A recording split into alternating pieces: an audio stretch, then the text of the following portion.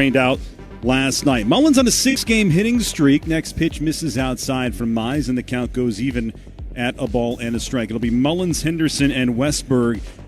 This Orioles team, Dan, coming out of spring training, they had some very high hopes. They've gotten off to a very slow start. The 1-1 is a cut and a miss on the splitter. That's been the bread and butter for Casey Mize, and he's ahead of Mullins at 1-2. Yeah, that's that one that's been so successful for Casey, that split finger that starts about knee-high and then just drops right out of the strike zone. 1-2 is a fastball that misses high and away, and the count goes even at 2 balls and 2 strikes. Yeah, it's still early, but, things can change in a hurry, and the Orioles don't want to find themselves too many games back. 2-2, fouled back to the screen, and we'll do it again. And that's something that A.J. Hinch talked about this morning when he was asked about the Orioles. And there are a lot of really good hitters on this Orioles team. They're hurting on the pitching side. Injuries have taken a toll on them early, but this offense can break out at any time. 2-2, swinging a chopper to short. Trey Sweeney up with it on to first. One hop, and Torkelson could not pick it. So not the guy you want to get on base to lead off a ball game with an error. They had him plenty of time, and Trey just threw that one into the ground. That's just one of those strange ones because I've seen him do a couple of times when he just has that standard hop, that standard little crow hop. He's very, very accurate when he's on the run and making those athletic plays. It's just that little scoop and then that little crow hop that's given him a little bit of trouble in the last week or so. He is shaded up the middle. Mullins with 5 stolen bases this season. First pitch swinging. Gunnar Henderson grounds to second. Backhanded by Gleyber Torres. The second for 1. Sweeney on to first. And that is a double play. So they don't get the out, and then they turn 2, and there are 2 gone here in the first. Well turned with a couple of really speedy runners in Mullins and Henderson. Boy, that's the perfect way to get it done, too. And if you're Casey Mize, after having that error made behind you, you say, all right, I'll pick you up. I'll get that ground ball. Just turns it right there on the first pitch. And just as easy as that runner got on, he's eliminated in 2 quick outs. Jordan Westberg with 2 down and the bases empty. He'll swing and miss at a fastball inside, and it's an 0-1 count. As Dan mentioned at the top, first 7-inning performance for Casey in his last start against the Royals since July 29th of 2021. The 0-1 pitch misses just a bit above the upper rail, and the count goes even at a ball and a strike. He had it all working for him against Kansas City last week, and his pitch count was still pretty low. Probably could have gone back out there and maybe would have later in the season. The 1-1. Taken inside, 2 balls and a strike. Yeah, they needed Casey to give them 7 innings, maybe even 6, but he stretched it out to 7, and that was one of those big ones because the bullpen was really on fumes. So that was a big performance by Casey. 2-1 is a bouncer over to third. It's foul. Jace Young will pick it in foul territory. Count evens up at 2 balls and 2 strikes. Just underway here in Detroit. Tigers and Orioles scoreless here in the top of the first inning. Cedric Mullins reaching on an error. Gunnar Henderson put out onto a double play. 2 gone. Bases empty. Jordan Westberg, the hitter. He went 1 for 4 on Wednesday in the Orioles win over the Nationals. The 2-2, swinging a little bouncer. Casey Mize comes off the mound, fields next to the line, on to first, not in time. And that'll be an infield single for Jordan Westberg. That ball just kind of stuck in the grass. Yeah, it was that little high chopper. I really like the pitch against Westberg. Casey's mixing that sinker slider or slurve combination to the right-handers, and he busted them in with that sinker on the hands and just got that little dribbler up the first baseline. I know they wanted to take a long look at that just to make sure that Westberg was not in the line and hindered Casey Mize's throw over to first base. Here's Ryan O'Hearn. He'll take down and in, and that's ball 1. So it was the desired result. They just could not make the play on it because of that extra chop. Yeah, and you wonder if that's a little, soggy or wet, and that's why it just kind of stuck right there in the grass. Ball and no strikes on O'Hearn. Left-handed batter against the righty Mize. This pitch fouled back, and the count evens up at a ball and a strike. He has taken Mize yard deep once in his career. O'Hearn, 283 hitter with 3 homers. This is an Orioles team that comes in with a 10-14 record, last place in the American League. He's 4 games out of first. Sweeney shades up the middle, Young off the line at third. The 1-1, taken low, 2 balls and a strike. Man on first, Jordan Westberg, 2 gone here in the top of the first inning. Breeze blowing out towards left center today. Mize stretches third base side of the rubber. Sets above the belt. Deals on the 2-1. Runner takes off. Pitches up and away. Throw down from Dylan Dingler into the runner and got him. Oh, a bullet from Dylan Dingler. He nails his 5th of the year. And that will retire the side here in the top of the first inning. We're on to the bottom half. No score. Tigers coming to bat here on the home of Detroit Tigers baseball, presented by Meyer.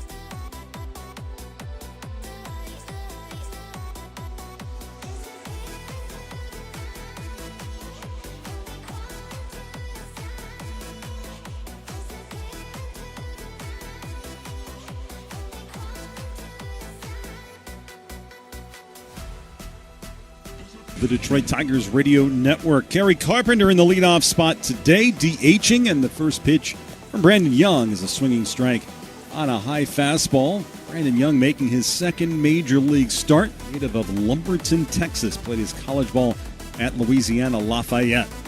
Right-hander working first base side of the rubber. Carpenter Torres McKinstry here in the first inning as Kerry puts this one in the air. Third base side, foul ground. Ramon Arias into foul territory. He'll make the catch. Sliding towards the warning track, and there's one away here in the first inning.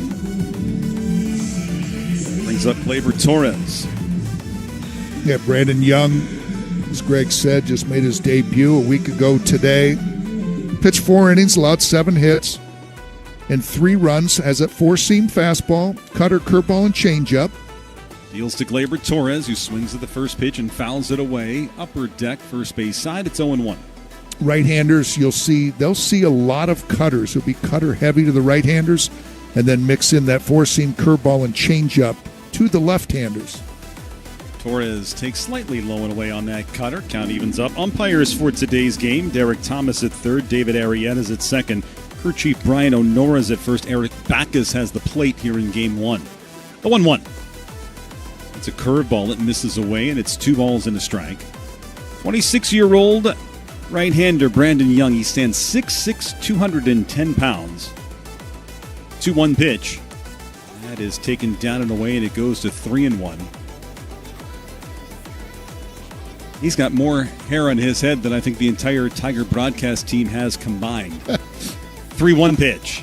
This one swung on, hit in the air to left, pretty well struck. Going back on the ball is Heston Kjerstad into the corner. He will make the catch in foul territory.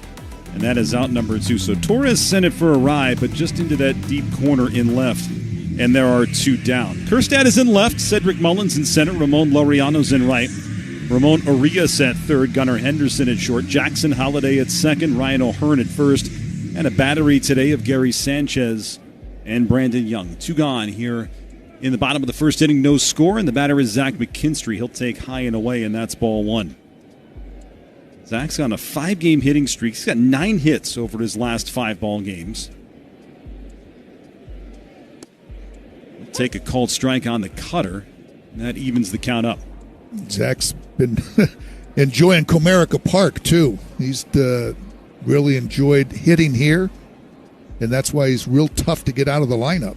1-1. Just below the zone on a curve. It's 2 balls and a strike. Young is the Orioles' number 19 prospect. And there are some similarities between these 2 starting pitchers in today's game. Mize and Young. Here's the 2-1 pitch. That's taken a little low, and it goes to 3 balls and a strike. Both of them coming off of a healthy offseason. 3-1. Swing and a miss on a fastball down the middle, and it runs the count full. And we saw on the my side of things what that can do when you just have an offseason where you're not focused on rehabbing injuries. 3-2 pitch. McKinstry ropes this one down the right field line. If it's fair, it's trouble. That ball is foul. Hooked it and just a little too much hook. But Young, coming off of Tommy John surgery a couple of years ago, was dealing with other nagging injuries, and he said that this past offseason he was able to focus on his craft. Exactly. That's exactly what Casey Mize did, the same thing. Went to a couple different facilities and worked on that split finger, worked on his slider, coming up with 3 different ones, only because he was healthy. 3-2, shot the other way, down the left field line, and foul. McKinstry at home this season hitting .486 with 5 extra base hits. 3-2 the count, bases empty, 2 down here in the first. Young deals. And just low, ball 4 on the fastball, and McKinstry draws his 15th walk of the year. That's a tough pitch to take, too, and he's been doing it all year. That's one of those borderline pitches.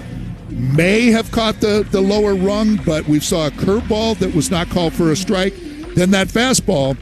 So right now, just knowing the strike zone by Eric Backus, you're thinking, if that one's down, I might be able to let it go and make him bring it up. Riley Green fist one in the air into shallow right. That's going to touch down, and it's going to roll. McKinstry heads around second on his way to third. Riley's going to try and stretch it to 2. A swim slide, and he gets around the tag of Jackson Holliday.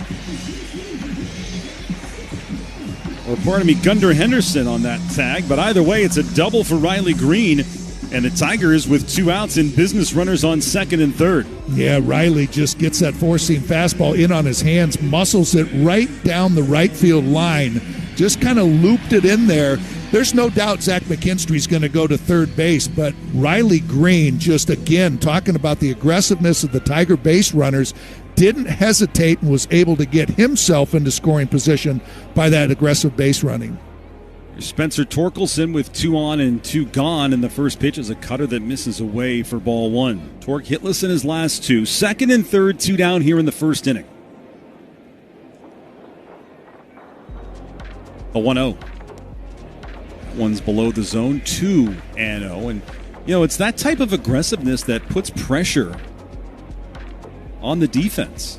And also Zach McKinstry, that at-bat working it to get Riley Green to the plate. 2-0. Torkelson takes a curveball for a strike. It's 2-1. So you're under duress already with just the runner being on first, but then you got Riley Green up there. Now he gets a base hit, and now you got 2 runners in scoring position. 2-1. Ground ball to short. Up with it, Henderson to first. And the inning is over. Tigers strand a pair. We head on to the second inning here at Comerica Park. Scoreless, Tigers and Orioles here on the Detroit Tigers Radio Network present. At Comerica. Great moments in baseball have been broadcast.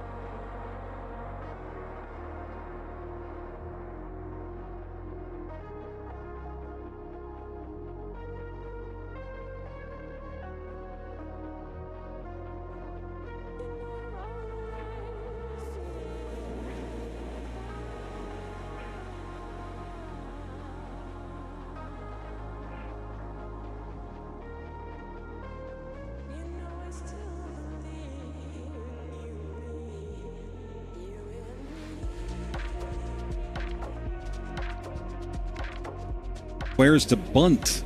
And Casey Mize deals a slurve out of the zone. Jace Young was playing back and off the line at third.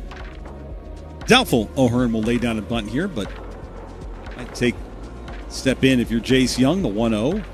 Taken outside, and Mize falls behind O'Hearn at 2 balls and no strikes. O'Hearn was at the plate.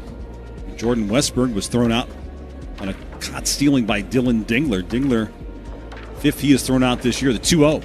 O'Hearn sends a bouncing ball up the middle, and it's going to scoot by Gleyber Torres and get into right center for a base hit.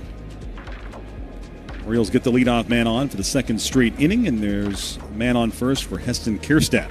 Yeah, Ryan O'Hearn took a big swing against Casey Mize right before Westberg was thrown out, and then gets up there and tries to at least fake a bunt down the third base line, and then gets that little roller, about a 4 or 5 hopper right into center field, perfectly placed.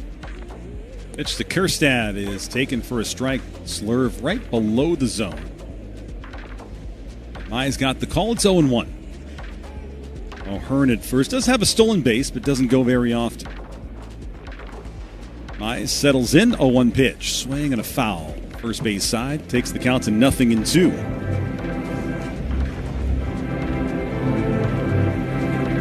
Casey Mize, Springville, Alabama native. Former first rounder of the Tigers back in 2018. And really this season coming into his own, having a lot of success early. The 0-2 is a swinging strike 3 on that slurve. First strikeout of the game for Mize, and there's one gone here in the second inning. That's that pitch that Casey was able to work on in the offseason because he was healthy, and not only has it been effective to right-handed hitters, that's going to be effective to left-handed hitters too. That started off looking like a fastball on the inside part of the plate and then broke inside. There's no way that you're going to be able to hit that if you're a left-handed hitter. Ramon Arias takes inside for a ball. He's got a couple different little wrinkles with his breaking ball this season. Throws 3 variations of that slider. And that was that little bigger version of it. That's why he calls it that slurve. So the combination between slider and curve. Pitch up and inside. Mize not happy with himself as he let that fastball sail high and tight. It's 2-0. That slurve has a little bit more of a vertical break to it and horizontal. And then you'll see him throw the slider, which is similar to a cutter, so it's got a smaller break to it. 2-0 pitch. Arias fouls it away up the third base line. It's 2-1. Arias has had a nice start to the year, 15 for 49 at the plate. Career 263 hitter for Baltimore. He's been in the big league since 2020. Man on first is O'Hearn, scoreless in the second. Mize coming set, 2-1. Fast splitter, top of the zone, a called strike. It's 2-2. Usually see that splitter thrown as a ball out of the hand, starts it at the bottom rung of the strike zone and lets it fall off. But just to get back into the count, he shows that he can throw that splitter for a strike too, just starts it a little bit higher and catches the strike zone. 2-2. Misses off the plate with a slurve. Couldn't induce the swing that time from Arias. And that runs the count full. I think one of the other big things with Casey this season is he's pitching inside a lot more to right-handed hitters, and I don't think it's something that hasn't helped his success this year. And that's something that he wanted to do last year, that sinker, and it was on display against Kansas City, especially against Salvador Perez. Gets him conscious of that inside pitch. Runner goes. It's a swing and a foul, and so we'll reset and do it again at 3-2. Orioles have been aggressive early with the base running. Do it again at 3 balls and 2 strikes. Orioles today with their gray pants and orange tops on. Tigers with the all-home whites, Old English D on the left chest. 3-2 the count on Arias. Payoff once more. Runner takes off, swinging a bouncing ball left side. Diving backhanded grab by Trey Sweeney, but he'll just stick it in his pocket. Nice job of getting to that ball for Trey. But there was just no way from the outfield grass and his knees he was going to throw out Arias. Again, got the ground ball that you're looking for, perfectly placed again over in that 5-hole in between shortstop and third base. Trey Sweeney dove and caught it and wisely did not throw to first base. Thought about it for a split second and then wisely just put it in his pocket. So now 2 on for Jackson Holliday as the Orioles are threatening. First pitch, Holliday stabs at a bunt. Kept it out there too long. It's 0-1.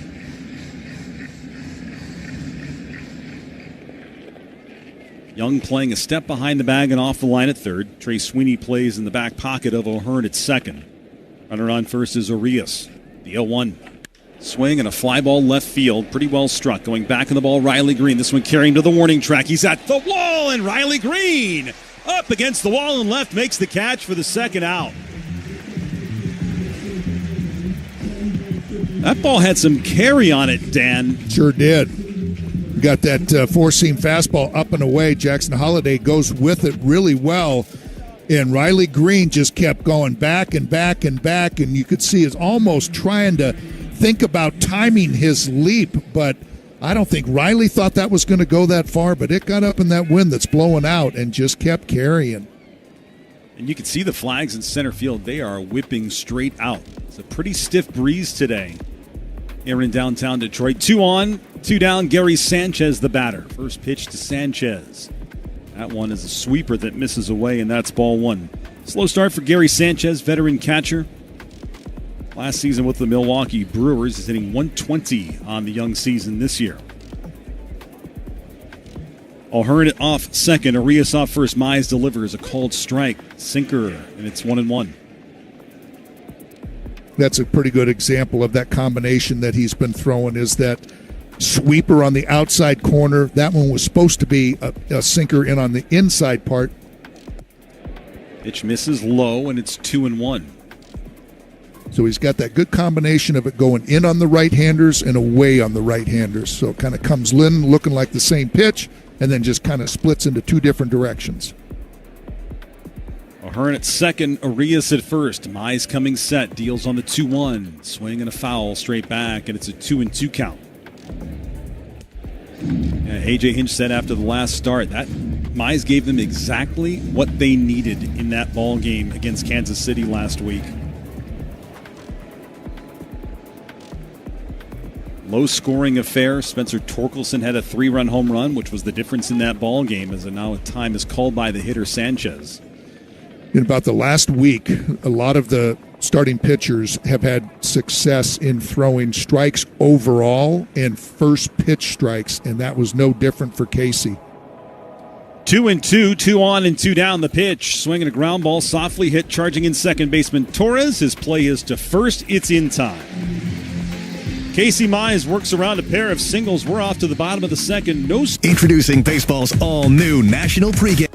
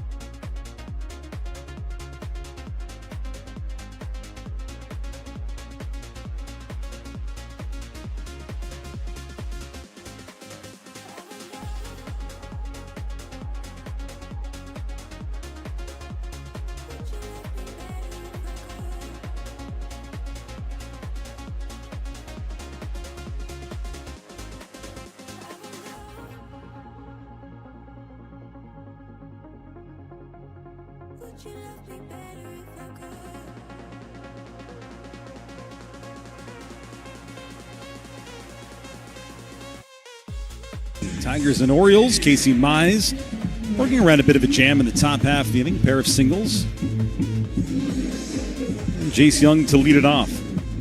Still hitless in his return to the big leagues. 0 for 5 at the plate, has walked twice. First pitch from Brandon Young is swung on and lifted the other way foul. It's an 0-1 count. Tiger Injury Report brought to you by McLaren Health, official healthcare system of the Detroit Tigers. Really want to see Jace Young get one of these hits really soon so he doesn't start letting those negative thoughts creep in. Pitch is up, and it's a 1-ball, 1-strike count. The only injury I wanted to note today was the fact that Kerry Carpenter is back in this lineup, and Kerry was talking earlier today, said fell a little bit on the hamstring a couple of days ago, but nothing serious as Young puts one on the ground foul first base side. It's a 1-2 count. Yeah, that is good news. And just have to really carefully watch it, which you know the Tigers will. Won't extend him too much. 1-2 pitch is in the dirt. Evens it up at 2 balls and 2 strikes. DHing in today's game. We'll see if they play him in game 2. But this Tigers medical team does such a great job keeping these guys on the field when they can. Pitches away, and that runs it full.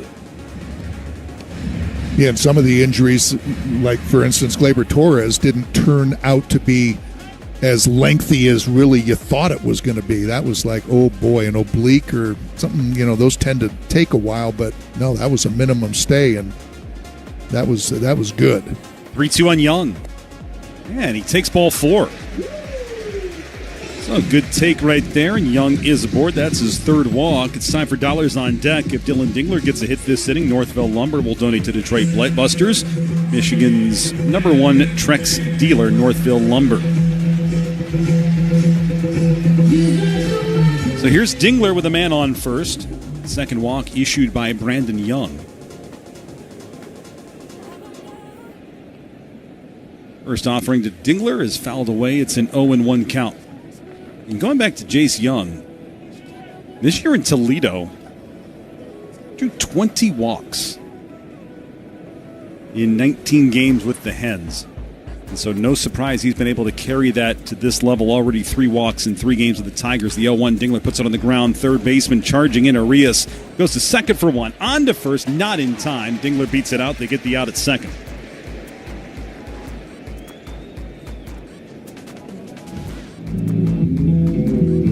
Bring up Trey Sweeney.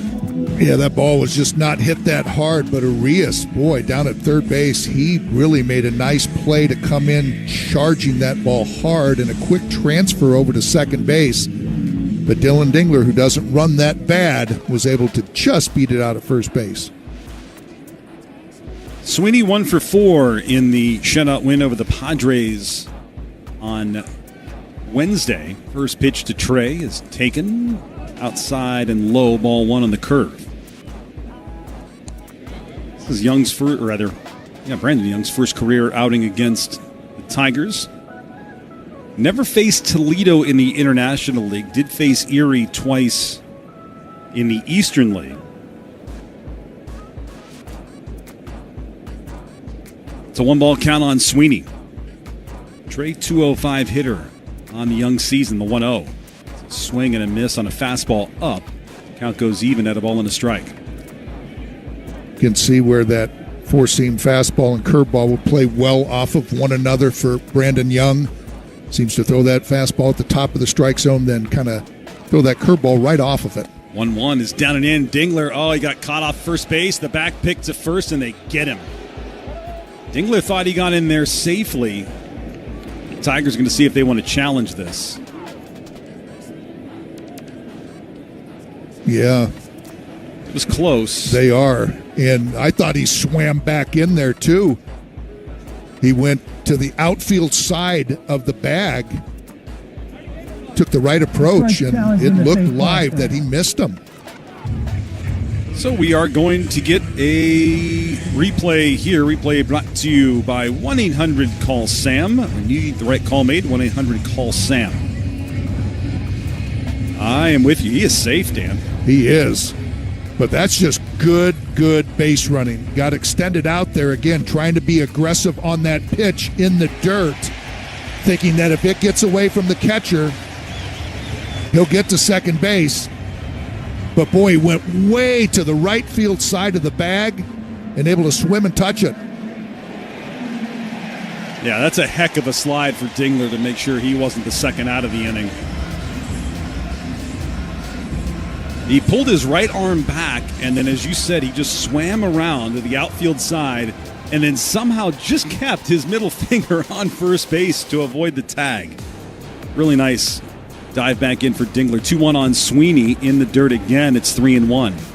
Just good technique, but boy, I mean, they're not going to fault Dylan Dingler because he's reading the ball out of the hand on that curveball. Gary Sanchez just able to come up with it and make that snap throw down to first base, but they're being taught, boy, if that ball bounces away, you can get yourself in scoring position. 3-1 is away, and that's ball four. Second walk of the inning issued by Brandon Young. So for the second straight inning, Tigers 2 base runners. That sets up Javi Baez. 32 pitches, only 16 of them for strikes for Brandon Young. The Tigers, again, just did a good job in the first inning of getting 20 pitches thrown by Young. They've done that all year. Just, I mean, that pitch count all of a sudden in the first inning is already something that you're noticing and looking at because it's high. Baez takes a cutter up and away for ball one. Young made 3 starts for the Norfolk Tides before being brought up to Baltimore. He's 1-1 at 2.76 ERA at the AAA level, 17 strikeouts and 16 1/3. There's a called strike on a fastball away. Count evens up at a ball and a strike on Baez. It's Dingler at second, Sweeney at first with 1 out. Home half of the second, no score, game 1 of today's split doubleheader. Here's the 1-1. Baez backs away, high and tight fastball, 2 balls and a strike.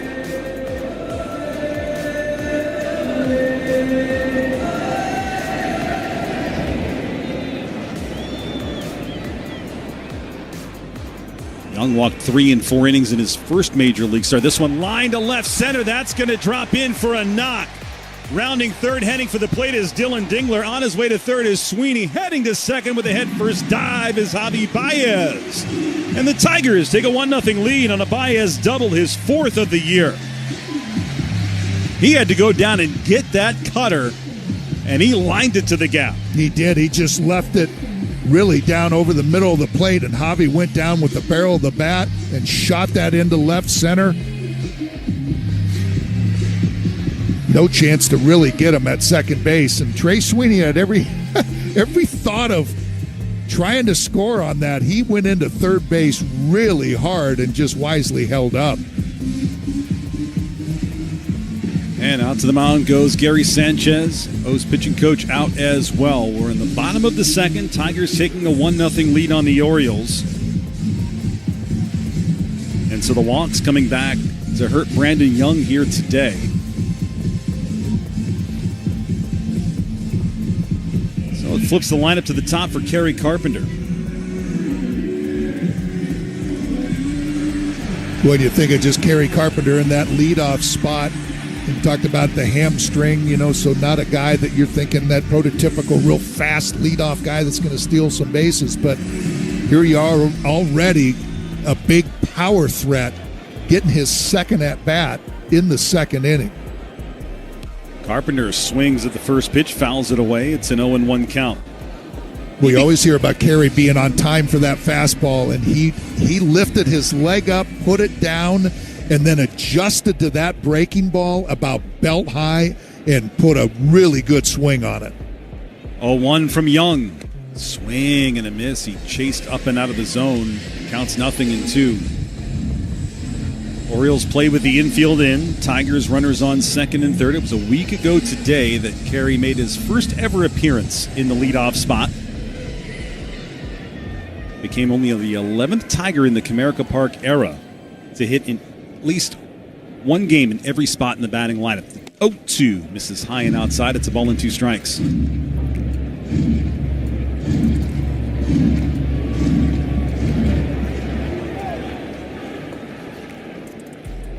Sweeney off third, Baez off second. It's 1-0 Tigers here in the second inning. Young on the 1-2 in the dirt. Good stop smothered by Gary Sanchez. It's a 2-ball, 2-strike count. He's living dangerously. He has spiked quite a few pitches here in this second inning. Yeah, I think that was by design right there. I think he wanted to get Kerry Carpenter to chase after that curveball after a couple of high fastballs, because that first one he threw him, Kerry had a rip at it.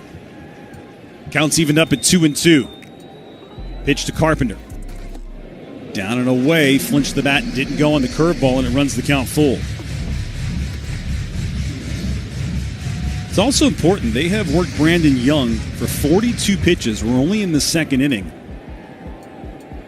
And you have a lot to cover with a doubleheader. Last thing you want is to get into that bullpen early in game one as Carpenter lays off, takes low, it's ball four. That loads the bases. Boy, in the third walk of the inning, that cutter down just with that base open, you figure that he probably was not going to give Kerry anything real good to hit. But now you're with a very experienced hitter with the bases loaded, and Gleyber Torres, he's going to make you throw a strike and looking to do some damage, get a big hit. And he swings at the first pitch, sends it in the air. Center field should be deep enough to get a run home. Cedric Mullins makes the catch, tagging, heading to the plate. Trey Sweeney, sac fly for Torres. It's 2-0 Tigers. Aggressive approach that time at the plate. Saw the first pitch fastball, hammered it to center, and got enough of it to bring home the second run of the inning. Yeah, Gleyber Torres just chomping at the bit for opportunities like that. Bases loaded and no place to put him, and he's not going to sit around, and very aggressive swinging on a four-seam fastball. Zach McKinstry's the seventh batter of the inning. First and second, 2 outs. First pitch to Zach is a fastball that misses inside. McKinstry walked, was stranded on third base in the first inning. And some stirring in that Orioles pen. They might get a reliever up and throwing shortly.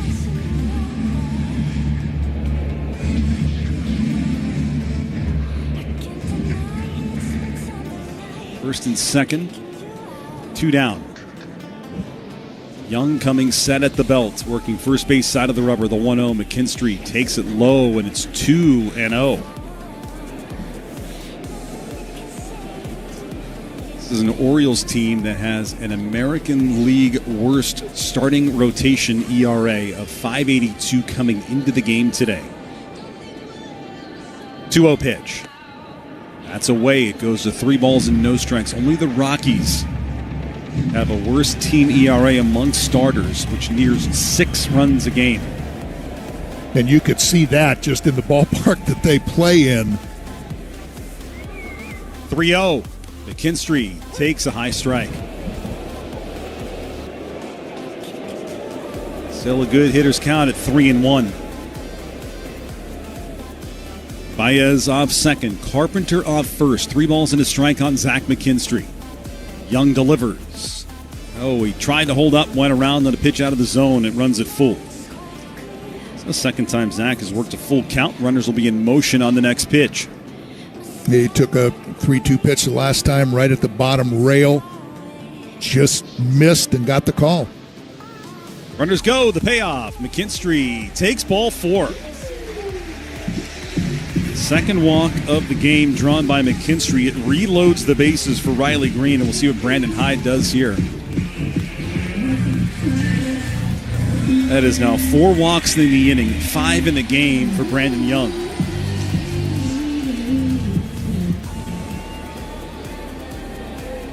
Riley doubled his first time through. First pitch. Swings, ropes one foul into the tarp. First base side, it's 0-1. And Riley aggressive again. Jumped early in the count his last time up to get that double down the right field line. The 0-1. Swing and a foul. Fastball in. It's 0-2. Sometimes it's tough for hitters. When you have a pitcher struggling with command, you just go into automatic attack mode when you see something close to the zone. And I was thinking the same thing. Riley's like, man, you're all over the place. You're scattering all over the strike zone, and yet you come in there and just throw 2 pretty competitive pitches, first 2. 0-2, and it's a wave and a miss on a changeup. And the Tigers leave the bases loaded. Tigers get a pair. We're on to the third. 2-0 Detroit here on the Detroit Tigers Radio Network, presented by Meyer. Huddle Up Sports.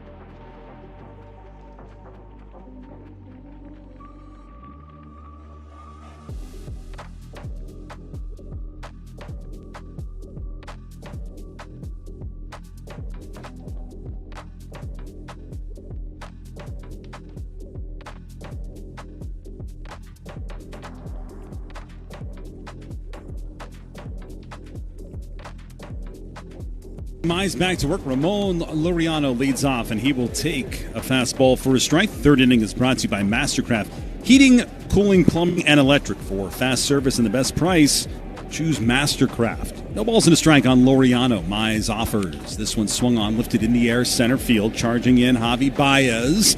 And Baez reaches up and makes a snow cone grab. That one almost popped out of the glove of Javi Baez. He's able to secure it for the first out of the inning. Only the seventh game in center field for Javi. And we see a replay of it on the big board. Just caught it in the webbing, and then it trickled down into his palm. So one down, back to the top of the lineup for Cedric Mullins. He reached on an error his first time through. Jace Young pulled in at third base. First pitch to Mullins is a called strike. Top of the zone fastball, and it's 0-1. Again, alongside Dan Petrie, we've got doubleheader action for you today. Rained out last night. Tigers and O's will play 3 games in a span of about 36 hours. The 0-1 is fouled over the screen into the seats, and it's 0-2.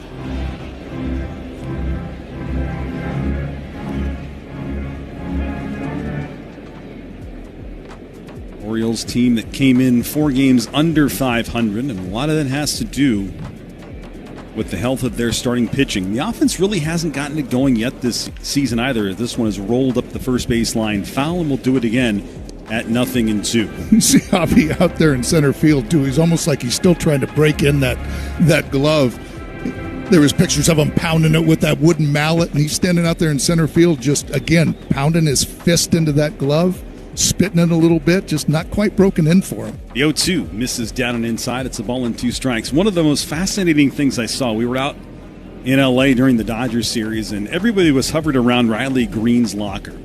Riley had a rubber glove on his hand, and he had his glove on his other as the 0-2 pitch to Mullins misses low, and it's a 1-ball, 2-strike count. And Riley was rubbing something onto his glove, and one of the reporters had asked what it was, and it was a tip that he had gotten from another outfielder, where it's basically leather conditioner, as the 2-2 is a swing and a foul, and Mullins stays alive. Good little battle here between Casey Mize and Cedric Mullins, but he goes, it's basically what you would use as leather conditioner on your car, and he rubs it into his glove every day to keep it soft, because he said the scariest thing is when you're playing the outfield, you're on the run, you get to a ball, and it starts rattling around in that glove a little bit. 2-2, got him, a swinging strike, 3 on a slurve up. Second strikeout for Mize, 2 gone in the third inning. Did you see, I mean, was it a little spray bottle? I didn't see the actual, he had it already sprayed in. Okay. But it was, and he's sitting there, he's just massaging it in, and he says he does it every day to keep his leather soft in his glove. He and Torkelson were doing it the other day at their lockers, and it was a little spray bottle they were putting on that, and they both said the same thing. Torkelson about snapping his glove.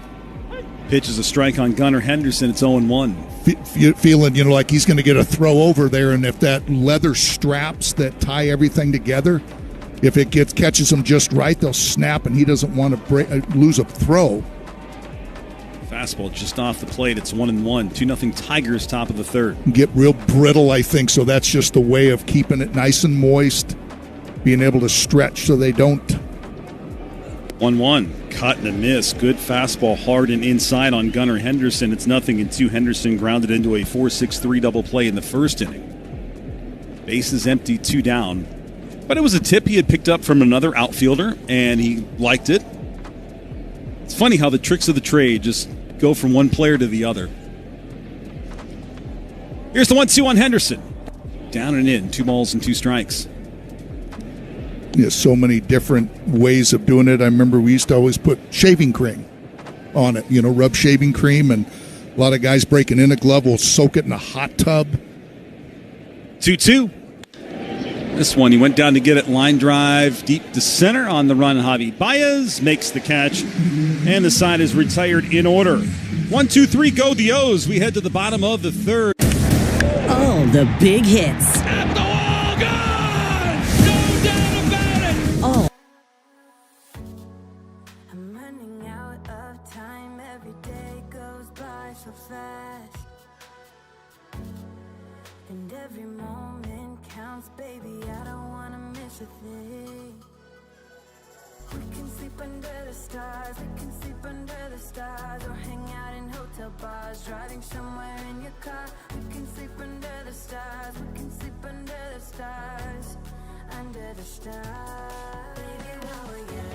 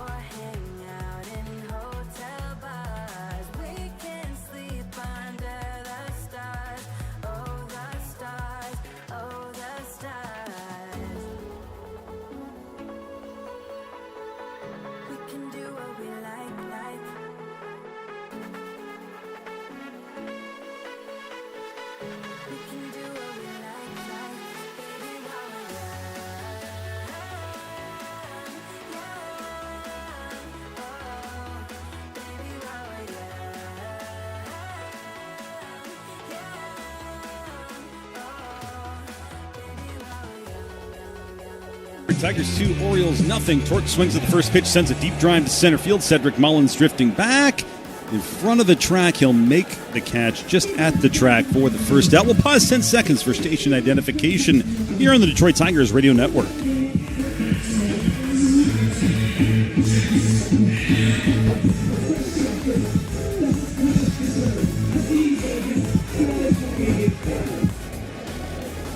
Jace Young, the batter, he walked his first time through. Brandon Young retiring the leadoff man to start the third inning. It's 2-0 Tigers. First pitch to Young, shoots one the other way. It's foul.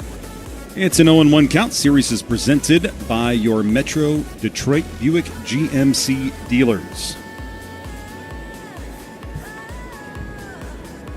0-1 to Young, taken high and away, and the count evens up. Ball and a strike. Brandon Young has walked 5, 4 of those coming in that second inning. Saw the Tigers played a pair of runs. The 1-1. Young fouls this one off the end of the bat to the backstop. He's in a hole 1-2. Jace walking in the second inning. Already his third walk since rejoining the Tigers. He walked 20 times, struck out just 22 times in AAA Toledo. The 1-2 pitch from Young, cued off the end of the bat, foul third base side, just past Joey Cora in that third base coach's box.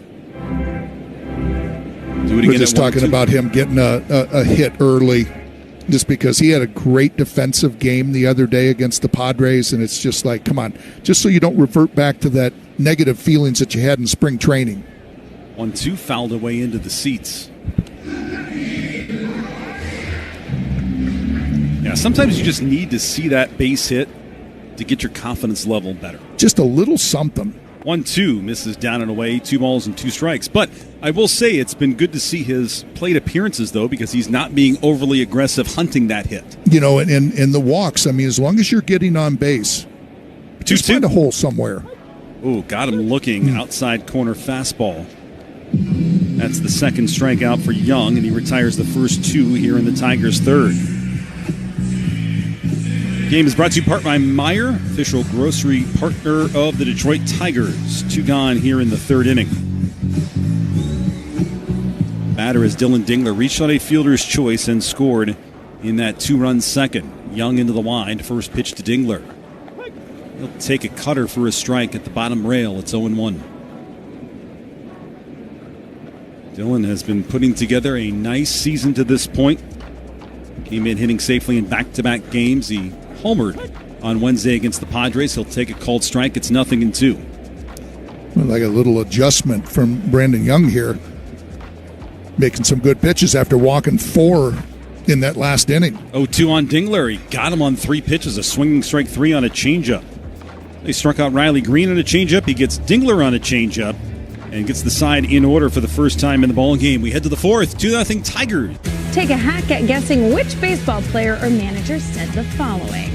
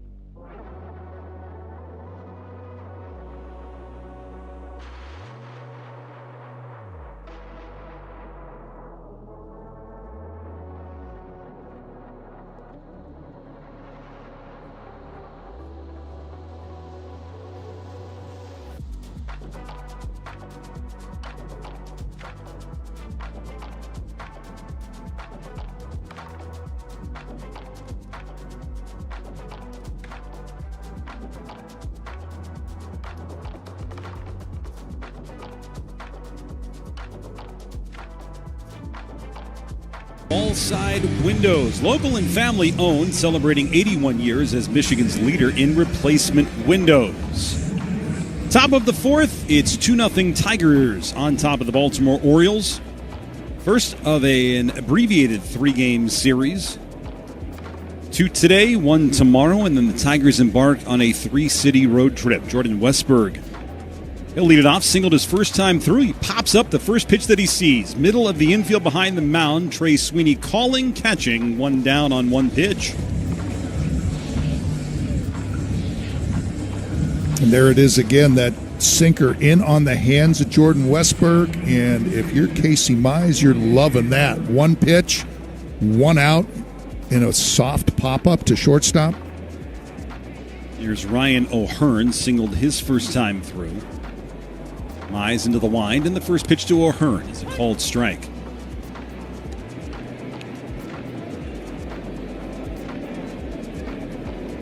We don't know who is starting game 2 yet for the Tigers. Charlie Morton, struggling veteran, will go for the Orioles. This pitch is lifted in the air to left. Pretty well struck going back. Riley Green is at the warning track. He is at the wall. And O'Hearn homers to left. Just enough to get it up and out. O'Hearn takes Mize yard for the second time in his career. It's his fourth home run of the season. And Baltimore cuts the Tiger lead in half. It's 2-1. Just like Jackson Holiday, this is a four-seam fastball up and out over the plate. Ryan O'Hearn goes with it and got it up into that breeze out in left field. Riley Green went back a similar way as he did on Holiday's ball. This one just kept carrying and carrying and carrying also. So now Heston Kjerstad. Mize deals. Kjerstad swings and misses at a splitter, and it's 0-1. Well, the only run Mize gave up in his last start was on a solo home run. A 1 pitch. Swinging strike on a splitter away. And he's ahead of Kjerstad at 0-2.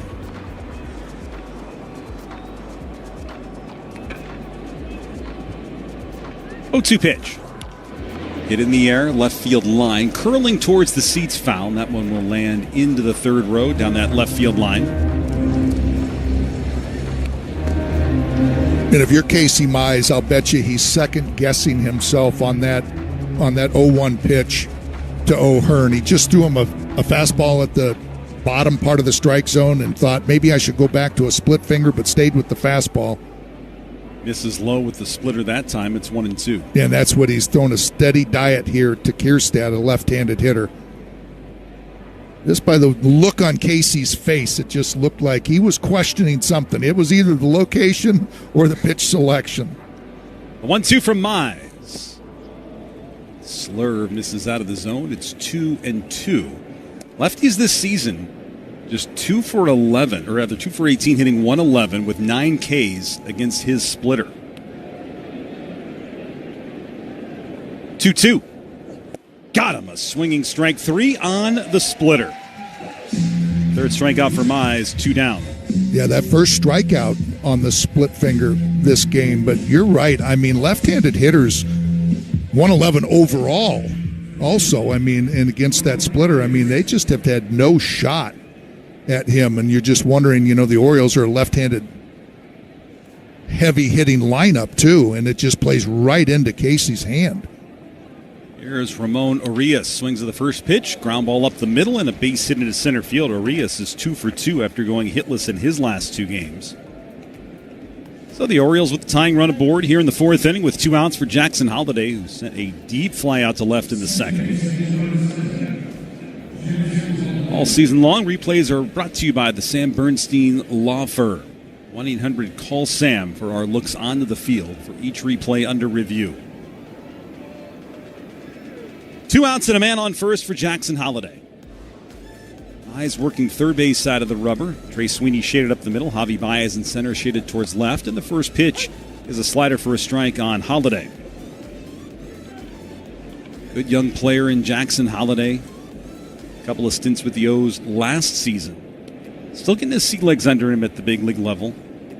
Hey, love this kid. Here's the 0-1. Swinging a ground ball up the middle. Base hit to center. Rounding second and holding there is Urias. And the Orioles, with back-to-back 2-out knocks, push the tying run into scoring position for Gary Sanchez.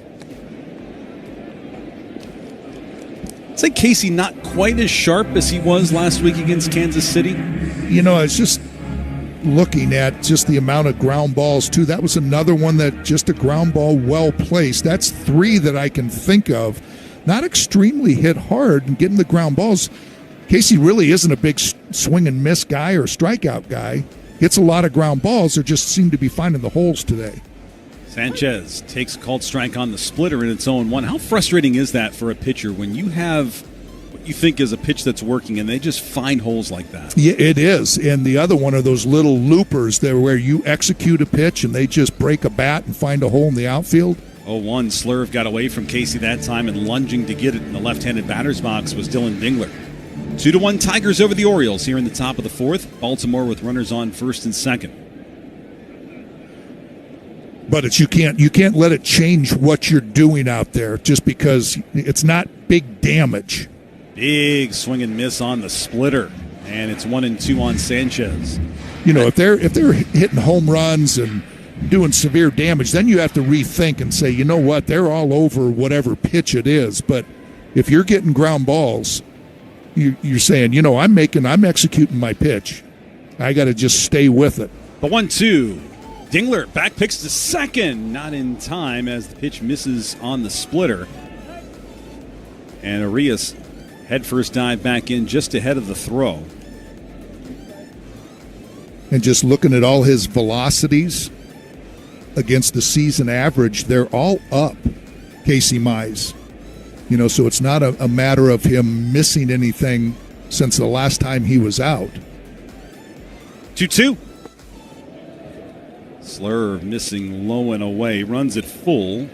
So with 2 outs, both Arias and Holiday will be in motion with the pitch.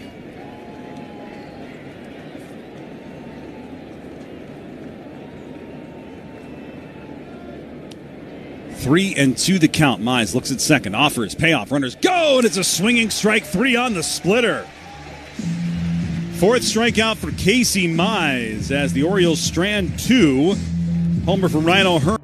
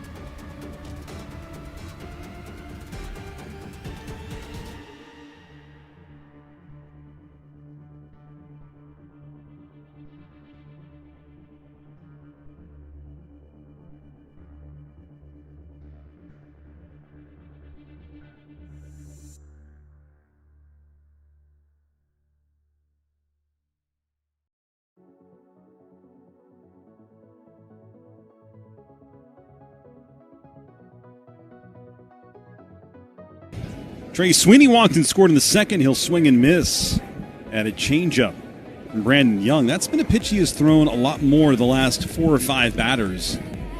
He's gotten 2 strikeouts on it. The 0-1. Swing and a tap foul, first base side. 0-2 on Sweeney. Yeah, you wonder if just after that 1 inning where he was just erratic and really didn't have a pitch to go to, that somehow they just said, hey, look you're not throwing enough changeups. You got a good one. 0-2. Sweeney, a swinging strike 3 on a changeup. That is now 3 straight strikeouts going back to the 3rd inning for Brandon Young. So he has found something that is working. How about 3 consecutive changeups to Trey Sweeney, too? You start him off with one and you think, okay, I might double up with it, but not a triple up on it. I mean, you don't see that very often. Every now and then you do, but obviously he's found something, and it's looking good. Now working with pace as he deals to Baez and starts him with a curveball for a strike. And that's the pitch that he wasn't getting over, that curveball. The 0-1. Swinging a ground ball towards short, charging in Henderson. Gloves, double clutch onto first, and just gets Javi. Hand is up in the dugout. We shall see if the Tigers challenge this one. They're already 1 for 1 on the day on challenges. Yeah. And they're going to ask for it. And I think live, Gunnar Henderson just had a hard time getting a grip on the ball, and Javi hustling all the way down. Ooh. And I think he got the front part of that bag before that ball was into the pocket of that glove. So close at first. We get another look at it here in the booth. This replay is brought to you by 1-800-CALL-SAM. I think he's going to be safe. Yep, and hustling all the way down the line. Didn't jump at the bag, just kept that nice stride going and hit the front part of the bag. Now, we couldn't hear it on our microphone, but they do rule safe. So A.J. Hinch, 2 for 2 on challenges today. So Brian Honora, the crew chief, overruled twice on replay.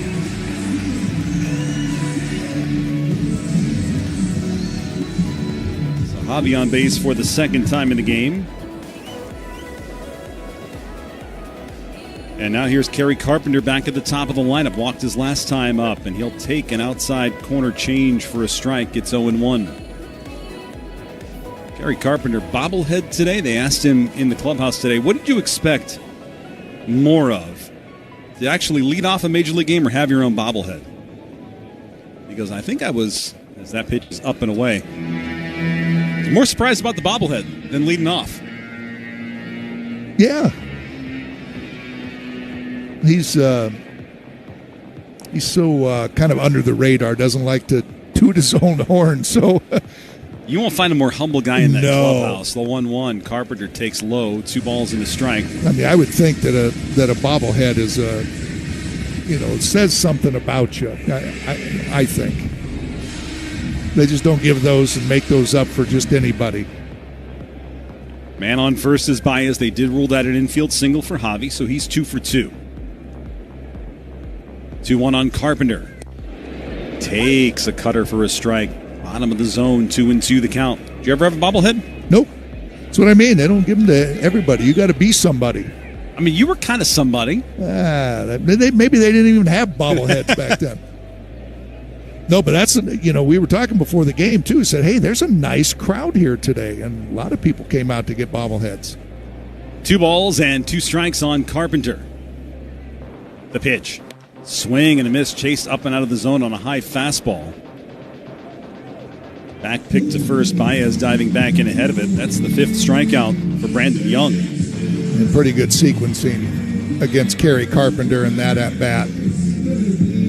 5 of the last 6 outs he has recorded have been via the strikeout. It's now a man on first, 2 down for Gleyber Torres. Torres playing in that American League East for so many years. 23 career homers against Baltimore. That pitch in the dirt. Javi thought about it and then held up as Gary Sanchez was able to keep that ball in front. And it's a 1-ball count. There was that one year, was it 2019, where he just mashed against the Orioles. I mean, it was probably half of those came in that 1 year. It was just unbelievable. The 1-0. Torres turns away from an inside cutter. He takes the strike. Count evens up. Only 3 more active players who have more home runs against Baltimore. How about Aaron Judge hit 45 homers against the Orioles? I was going to say, that's no surprise. The 1-1.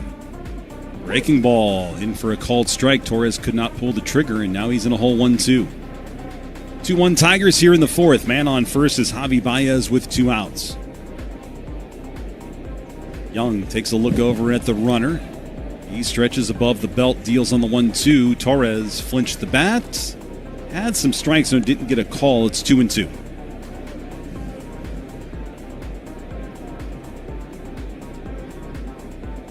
Torres brought home a run on a sac fly to center in the 2nd inning, attacking the first pitch with the bases loaded. Young picks over to first and diving back in ahead of it, Javi Baez. Game 1 of 2 here today. 2nd game in the 6 o'clock hour, so we'll have a nice little break between. Baez off first, 2-2 pitch. Up and away on a fastball. He laid off. And a count on Torres runs full, so that'll put Baez in motion. See if Brandon Young goes to a little different pitch here, either that changeup or a cutter.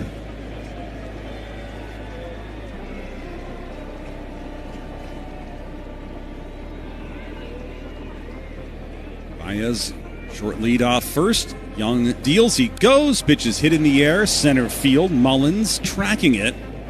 Squares this one up in medium deep center field. He makes the catch and the side is retired. Tigers strand a base runner. We're on to the fifth. Tigers 2, Orioles 1. Let's see.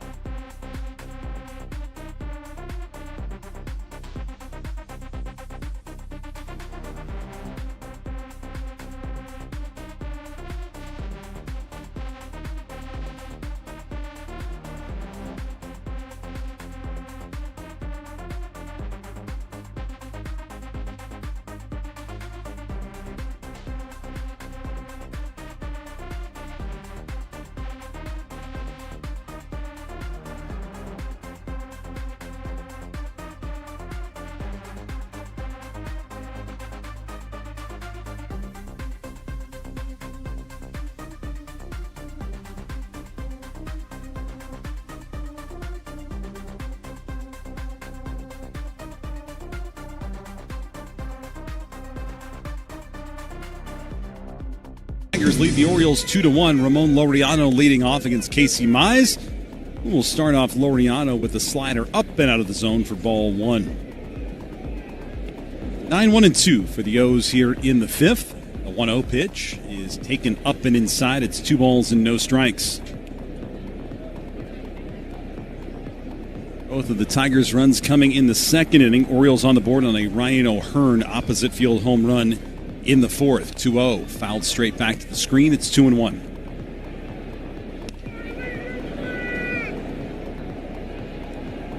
It was an eventful series last year. The Tigers were in their historic chase in Baltimore. 2-1 pitch. That's up. It's 3-1.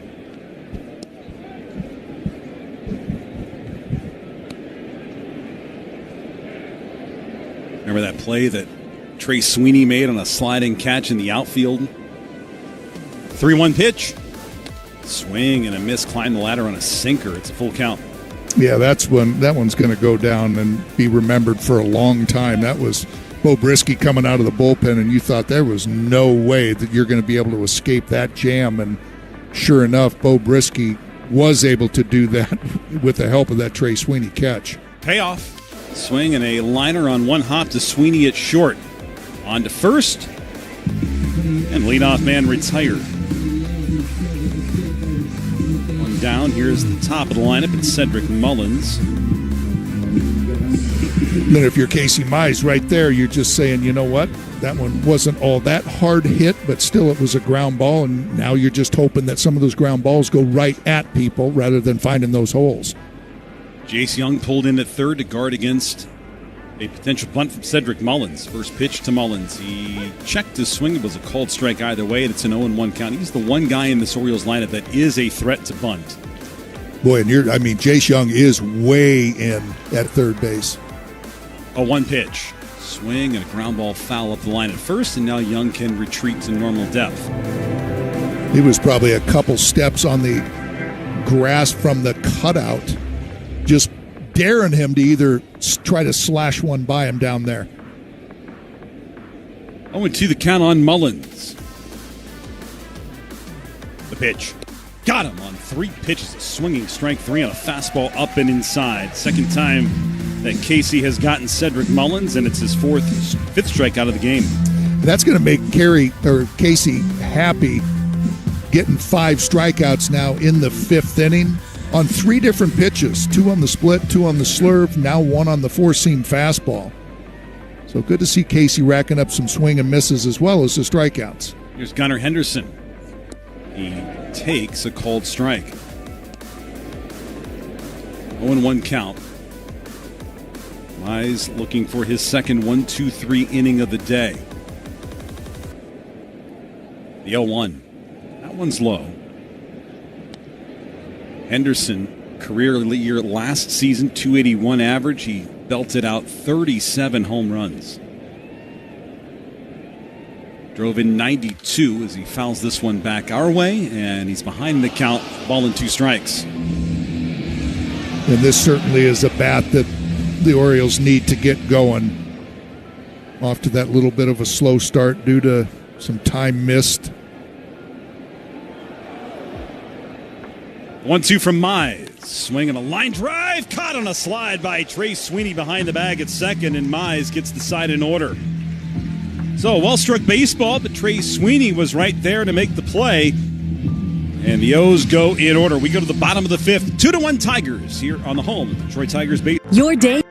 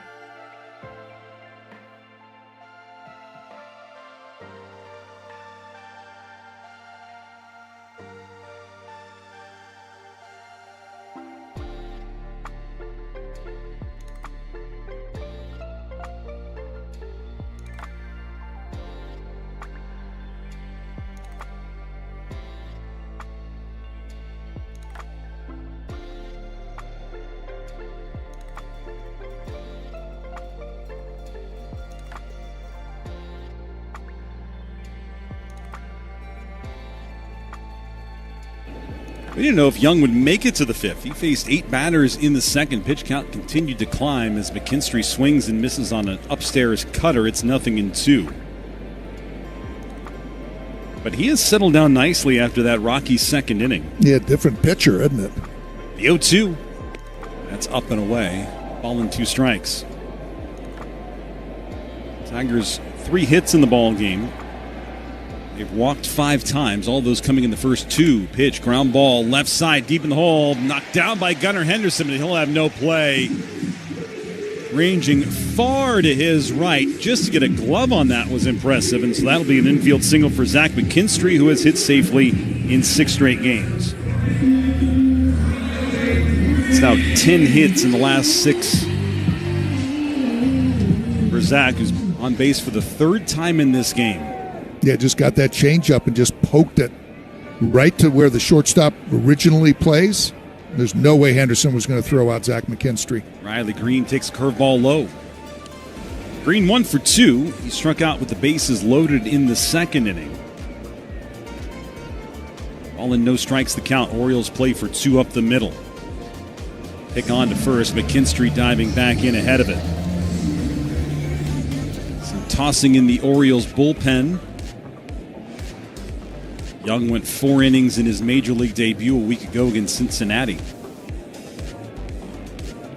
Working into the 5th today as Green puts it into the Orioles dugout on the first base side. Evens the count up at a ball and a strike. Get a check of that out-of-town scoreboard from the 1-800-CALL-SAM studios. Cleveland and Boston, they are knotted up at 4 apiece in the 5th inning. Just underway, Milwaukee and St. Louis scoreless in the first as Green takes up. It's 2-1. Angels trail the Twins 3-0 in the bottom of the first. Minnesota still batting with the bases loaded. Everything else starting in the 3 o'clock hour or later. 2-1 on Riley Green. Young delivers, swinging a bouncing ball foul up the first base line. It's 2-2. Good crowd on hand. Sun has tried to peek out a couple of times today.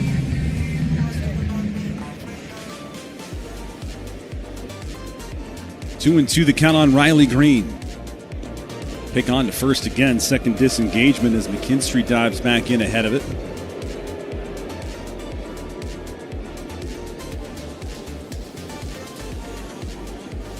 Young gives a long look over.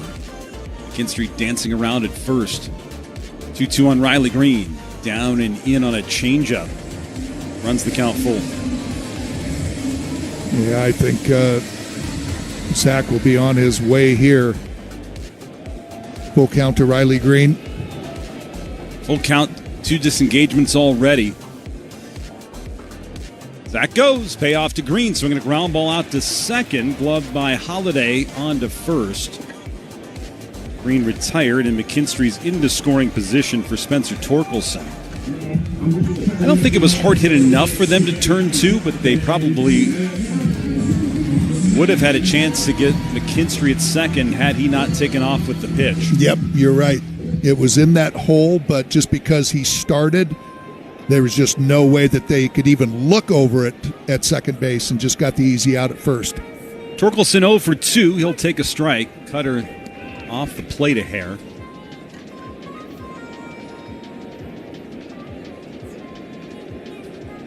And on second, one out here in the Tiger 5th. They lead the Orioles 2-1.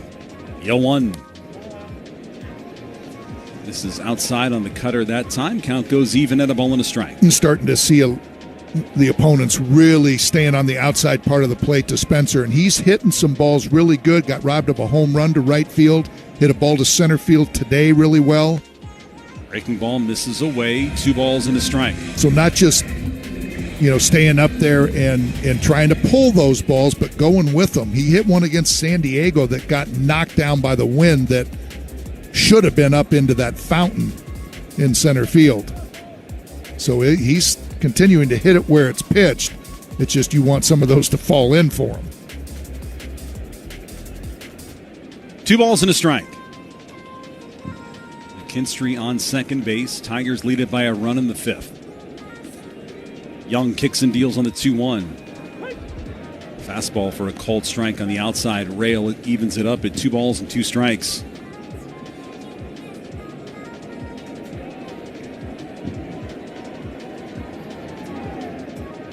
McKinstry takes his lead. Big lead at second base. 2-2. Swing and a miss on a fastball away. That is strikeout number 6 for Young. There are 2 gone in the 5th for Jace Young. And this might be the end of the day for the Orioles starting pitcher.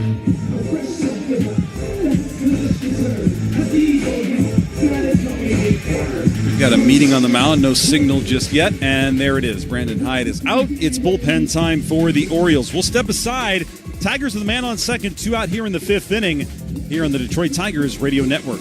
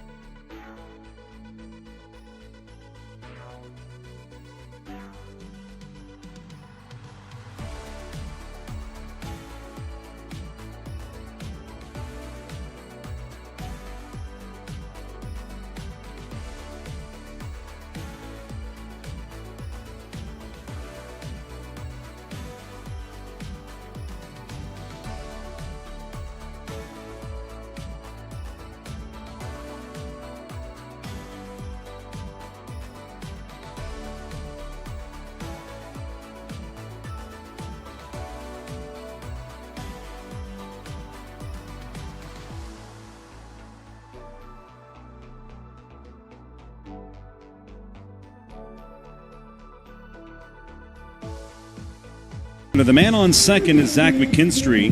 He belongs to the starter Brandon Young, who exits after 4 2/3. His line not yet complete. And so the right-hander Baker enters. It's his 10th appearance of the year, and he'll face Jace Young, who's 0 for 1 with a walk. 2-1 Tigers on top here in the 5th inning as Young cues one off the end of the bat foul. It's an 0-1 count. And Baker has stranded all 8 inherited runners, which currently ranks second in all of Major League Baseball behind the Mets' Reed Garrett. So he'll be asking to try to give the Orioles a shot here to keep Zach McKinstry right at second base. 0-1 lined up the middle, base hit to center for Jace Young. Rounding third, heading to the plate, McKinstry. And there is that first hit for Jace Young as he pumps his fist, retreating back to first base. It's an RBI single, and the Tigers back up by 2. It's 3-1. Well, he's no longer perfect in inherited runners. And Jace Young got that first base hit. And not only his first base hit, but an RBI to go along with it, and an important add-on run here. And you could see by the way he pumped his fist as he rounded first, that had to be a weight lifted off of his shoulders. Pitch to Dylan Dingler's a called strike. And I think that dugout probably erupted there too, because they're real happy for him. It's a close-knit group. They root hard for one another, and they don't want to see that pile up any either. Long hold at the belt. Baker on the 0-1. Swinging a line drive over the leaping Holiday into center field. Young rounding second, heading for third. Mullins winding up and throwing to third base, not in time. And Dingler will advance to second. Oh, Mullins, he got caught a little flat-footed there. He didn't think Jace Young was going to turn around second and head to third, and that's exactly what he did. You know, and he was going to make it into third easily, but that's what happens. The Tigers put pressure. That throws nowhere close to third base, but Dylan Dingler recognizes that it's not going to be anywhere near the cutoff. It's high, and it's offline, and he just sneaks right into second base to get 2 more runners into scoring position. Baker came in on the season 1-0 with an 0.93 ERA. Second and third, here's Trey Sweeney. He'll swing and miss at a high fastball. Boy, how about a big 2-out base hit here? Young at third, Dingler at second. Line now closed on the Orioles starter Brandon Young. It's 3-1 Tigers in the 5th. Pitch fouled straight back. He was right on that fastball. It's 0-2. The final line on the Orioles starter Brandon Young, 4 2/3, 3 runs, 4 hits, 5 walks, 6 strikeouts. Had trouble throwing strikes, 95 pitches, 55 of those for strikes today. 0-2 on Sweeney with runners on second and third. Baker delivers high and away. And Baker's got a good fastball, sits right around 96, 97, and he's showing it to Trey Sweeney. First 3 pitches have all been 4-seam fastballs at the top of the strike zone. The 1-2. Outside 2-2. He has not pitched since April 19th against Cincinnati. And he has only allowed 1 run all year, and it was on April 12th against the Blue Jays. Tigers can change that stat line with a base hit here. 2-2. Sweeney takes down and away, so after falling behind in the count, Sweeney works at full. First base is open. 3-1 Tigers here in the 5th inning.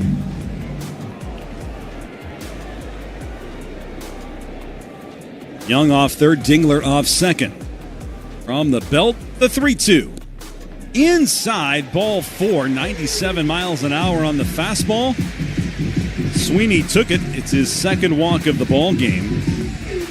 It's the 6th walk issued by Orioles pitchers, and it loads the bases up for the 3rd time in the game, and here's Javi Baez.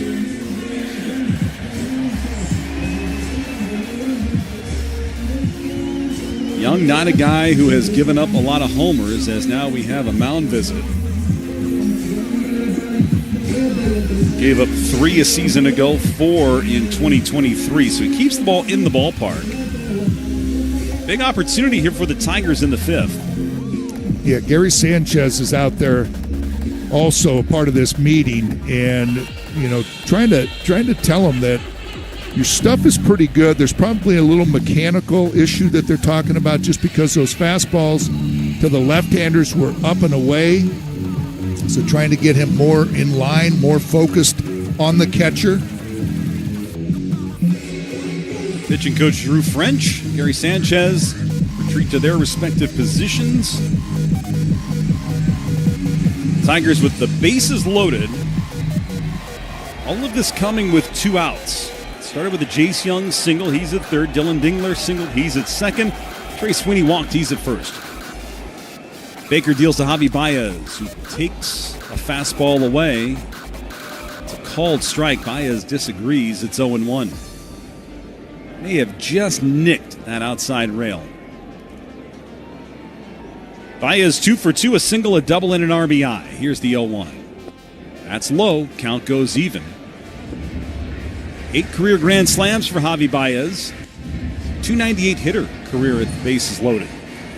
Now that's a pitch right there that Javi would have swung at, I think, in years past, and he just spit on it. It was a slider that was down in the strike zone, right over the middle of the plate. Didn't even offer. 1-1. Cuts and misses at a fastball up and out of the zone. It's 1-2. And that's where you'll see a lot of pitchers try to attack Javi, that high fastball, and then try to get him to chase. But there's been less of that chase on the breaking balls. See what he goes with on 1-2 as Baker sets and delivers. Baez swing and a foul tip on a 97-mile-an-hour fastball into the glove of Gary Sanchez. Tigers get 1 on the Jace Young RBI single. It's 3. Great moments in baseball have been broadcast on the radio since 1921.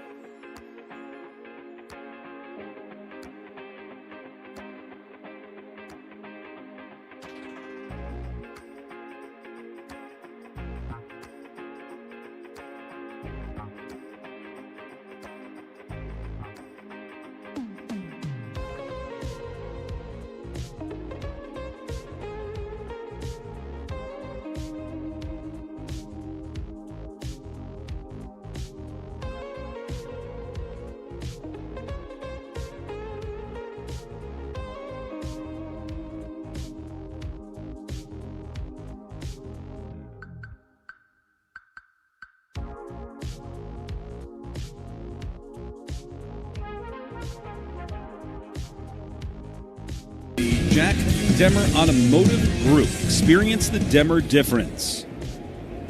Casey Mize at 81 pitches. Pitch count presented by Rocket Mortgage. Own the dream. Casey back to work. And the first offering to Jordan Westberg is a called strike with a sinker on the inside corner. Brendan Hanafy begins to toss down in the Tiger bullpen. You'd like to get Casey through this 6th inning. He's got the 3, 4, and 5 hitters due. The 0-1. It's a splitter that misses below the zone. Count evens up. Sun peeking out again. Ended up being a decent day downtown. Some heavy rains that rolled through last night. A 1-1. Line drive left field. It's sinking and it falls in for a base hit. Leadoff man gets aboard, and now here's Ryan O'Hearn, who's 2 for 2, including a home run against Mize today. Yeah, that was just a splitter that stayed up on the inner part of the plate. And Westberg was just able to kind of muscle it out into left field. And if you're Casey Mize, you really wanted to get that left-handed or the leadoff hitter out to start because you really want to get through this inning. Infield plays for 2. O'Hearn the batter. First pitch from Mize. Slider for a strike. It's 0-1. You take it upon yourself to go deep into the games, and you just say, man, I just don't really feel that good about myself if I just go 5. So you know he's pushing to really make sure he gets through this inning. This one ground ball deep in the hole. Pass to diving Torres into right field. Rounding second, heading for third, Westberg. And Ryan O'Hearn 3 for 3 today in the Orioles with men at the corners and nobody out for Heston Kjerstad as the tying run is now on base. Yeah, and because of the runner being held on at first base, this is another splitter that kind of just stays up over the middle of the plate and up. Another ground ball just perfectly placed. But because Spencer Torkelson was holding the runner on, it was just no way he could get to it, and it was just past the diving Gleyber Torres. That's now half of the 8 hits Mize has surrendered have been on the ground just finding holes. Kjerstad has gone down on strikes twice. Pitch is swung on, a bouncer. Torkelson will pick it, comes to the plate, the tag from Dingler. Got him! Oh, what a play on both ends. And they cut down Jordan Westberg at the plate. Oh, man, that is a thing of beauty right there. I mean, that little tapper right to Spencer Torkelson and just not being afraid whatsoever. Off-balance throws a perfect strike to Dylan Dingler to get the out at home. And with that, Casey Mize, his day is done as A.J. Hinch goes out. But a do-or-die play. They get the out at the plate. No signal made just yet, and there it is. So Casey Mize will give the Tigers 5 1/3 this afternoon. He will exit with 2 on base and a 3-1 lead. We'll step aside here on the Detroit Tigers Radio Network. Imagine a world where technology transforms.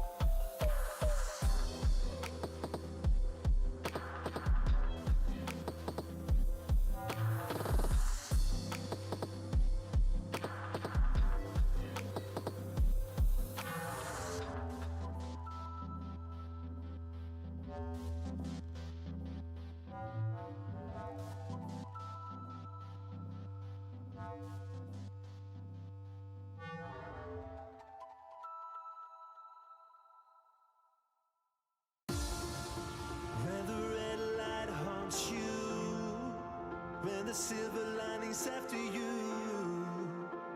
Don't you turn around away. Baby, it could be too late. I was there the day your world turned. I was there back when your heart burned. Don't you trade away your love for hate. 'Cause baby, it could be too late. Really good defensive play with Heston Kjerstad. Runners at the corners. Quick shot at Spencer Torkelson at first. Do-or-die play. Went to the plate. Great tag by Dylan Dingler cutting down Jordan Westberg. And new Tiger pitcher with 2 on and 1 out. It is Brendan Hanafy. Yeah, Hanafy last pitched on Monday, and you know that A.J. Hinch brought him in because of that super sinker of his, trying to get that ground ball and get the Tigers out of this inning. Ramon Arias, the batter, and he will start him with a sinker below the zone for a ball. Is there a pitch clock violation there, Dan? I did not see them. Okay, yeah, there was. Oh. So it's 2-0. The pitch. Arias takes high and in, now 3-0.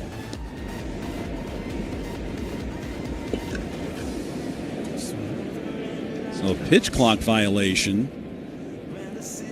on Hannafy, and now he's in a 3-0 hold to Arias. The pitch. There's a called strike on a sinker, and it's 3-1. Boy, that was quick. You just look up, and all of a sudden, it's 2-0. O'Hearn off second, Kirsten off first. 3-1. It's a called strike. Runs it full. A couple of back-to-back good sinkers from Brennan Hannafy, able to adjust and get back into the count. I could see where that pitch clock violation, I mean, you just enter the game, and on your first, before you even throw your first pitch, it's 1-0. Be a little disruptive, but Hannafy able to come back, get right back into the count. Payoff. Popped up, first base side. We'll see if it stays in play. Torkelson near the screen, right next to the tarp, makes the catch. Arias retired for the first time today, so from 3-0 to a pop out and found round. That's not an easy play. Not only are you contending with the netting at the edge of the seating bowl, but where Torque was, he was contending with that rolled up tarp. Never took his eyes off of that, and just with that real good sinker that Hannafy has, Arias, you could see really trying to get underneath it and ends up not hitting the ground ball, but just that weak pop-up to Spencer. There's Jackson Holliday. He'll take a called strike. Casey Mize finished his day with 5 strikeouts, and strikeout update brought to you by Carbless, the official ready-to-drink canned cocktail of the Detroit Tigers. Yeah, if you can get somebody to adjust their swing because of your pitch arsenal, it's all the better for it. 0-1 in the dirt. Good stop by Dingler. Count evens up at a ball and a strike. This has really been, with Jake Rogers' injury, sort of a coming-out party for Dylan Dingler. Getting more everyday reps, and much like his ascension to the major leagues, struggled at first, and then in that second year, really put everything together. The 1-1. That is taken for a strike on a sinker in. It's 1-2. Yeah, he's been swinging the bat really well all year and did a nice job of handling the pitching staff last year. That just carried over to this year.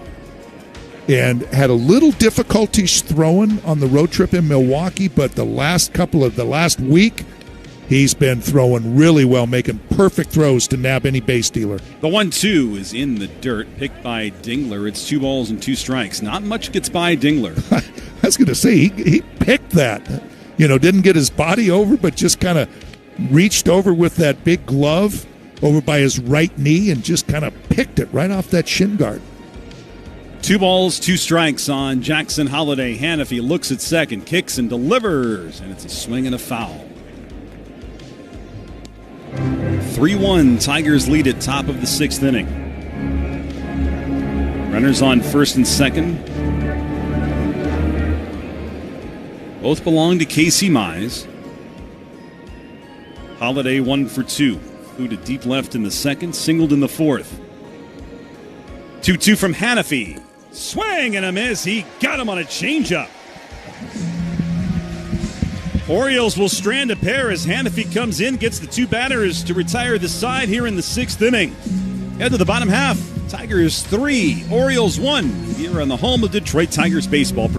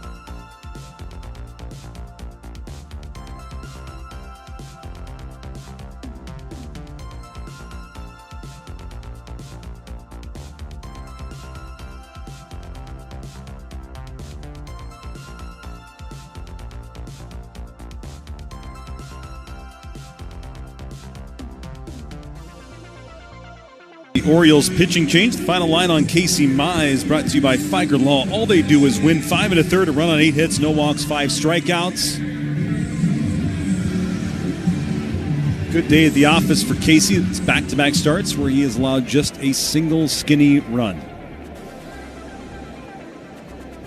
Third pitcher of the day for the Orioles is Cionel Perez, and he will start off Kerry Carpenter with a sinker for a called strike one.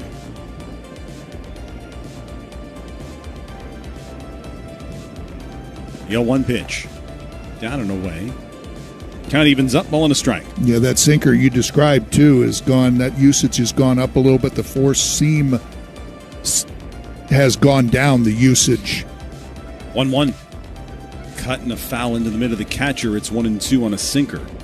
But that mixture has not boded well for him, as his batting average against sits at .395, which is third highest in all of the major leagues. Ball and 2 strikes, the count on Carpenter, who's 0 for 2 today. As Perez deals on the 1-2, Carpenter puts it in the air, foul. This guy who's been a mainstay in the Baltimore bullpen last couple of years. He had a tremendous year with the O's. His first year in Baltimore in 2022 at a 1.40 ERA. Last year, 2 years ago, 65 appearances, 62 a season ago. His 8th appearance of this season, 1-2. Carpenter puts it in the air, down the left field line, and foul once again. His ERA sitting at 11.32. He's allowed 13 runs on 17 hits in 10 1/3. Only 1 homer. He's hit a batter, but the walks have been a problem. He's walked 10 while only striking out 9. Ball and 2 strikes on Carpenter. The pitch. Broken bat, foul to the screen. So Kerry will get a new stick. We'll do it again at 1-2. Wow, that's that sinker boring in on Kerry Carpenter. Man, that was self-defense right up kind of by his chest and jaw area. That's why it snapped that bat in half. And it's a good fastball, too. Sits right around 95. That last one, that was up 96, 97. Here's the 1-2. Carpenter swings and misses at a slider. We'll pause for station identification here on the Detroit Tigers Radio Network.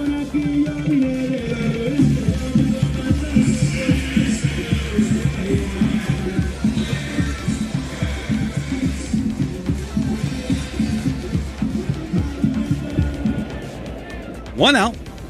3-1 Tigers, bottom of the 6th. Batter is Gleyber Torres. He's 0 for 2 with a sac fly. First pitch, the slider that settles into the dirt for a ball.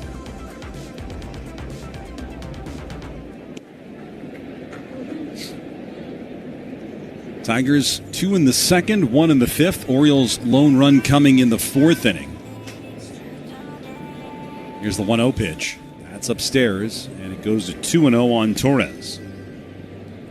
Cionel Perez, the 3rd pitcher of the game for Baltimore. He works third base side of the rubber, stretches at the belt, deals on the 2-0. Popped him up into right. Laureano started out, now has to retreat in, couple of steps to his right, couple of birds got in his way. He'll make the catch either way. That's out number 2.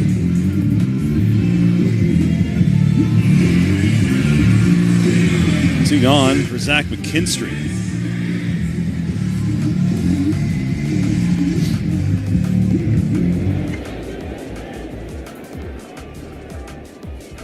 Orioles have lost consecutive series, most recently to the Nationals. They were able to avoid a sweep on Thursday with a 2-1 win, as Perez misses up and in on McKinstry for a ball. Zach has been on base 3 times in this ball game. 2 walks, a single. He has scored a run. The 1-0. Fouled into the screen above Tiger dugout. Evens the count up at a ball and a strike. You know, I've been really impressed by these left-on-left at-bats, too. I mean, especially Zach McKinstry. These left-handed hitters, they don't give an inch with that lead foot. They step right at the pitcher. Another one fought off foul. It's 1-2. I mean, usually there's a little give. They step a little bit towards first base, but not these left-handed hitters of the Tigers. They are going right directly toward that pitcher, staying right on him, going the other way if they have to. Perez settles in at the belt, and the 1-2 swing and a miss. That was filthy. Slider inside. 2 strikeouts for Perez. Tigers go in order. We go to the 7th. Tigers 3 and the Orioles 1 here on the Detroit Tigers. Let's see if you can figure out the following.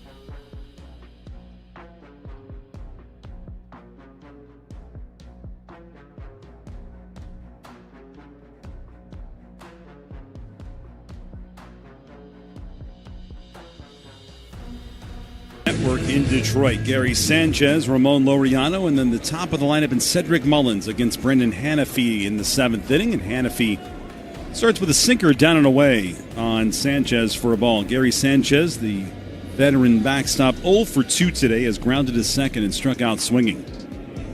The 1-0. Popped up into the air, foul. First base side out of play. A couple of right-handed hitters here, and looks like Tyler Holton is starting to get loose out in the Tiger bullpen for Cedric Mullins if the lineup flips over. Ball and a strike the count.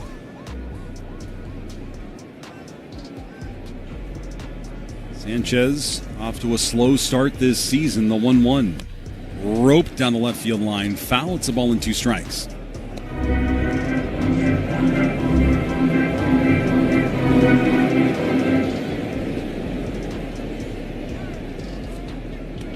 Just 3 for his first 29 at the plate this season with the O's. The 1-2 ground ball is short. Trey Sweeney scoops at his feet, slings it across in time, and Sanchez now 0 for 3, and Hanafy gets the leadoff man here in the 7th. It was a nice delivery over to first base by Trey Sweeney. Saw him make that error in the first inning and, got his feet maybe a little tangled up. That was nice and smooth. Flipped it over there. Spencer Torkelson didn't have to move his glove, caught it right in his chest.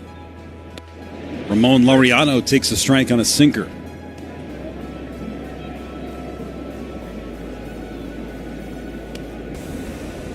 Very good Tiger bullpen again this season. 0-1. Slider for a strike, hits the bottom rail, and Hanafy quickly ahead, no balls and 2 strikes.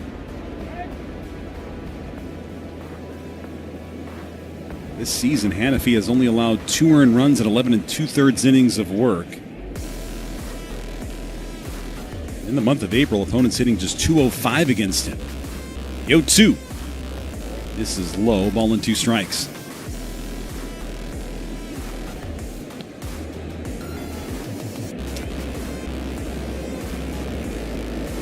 One, 2 from Hanafy.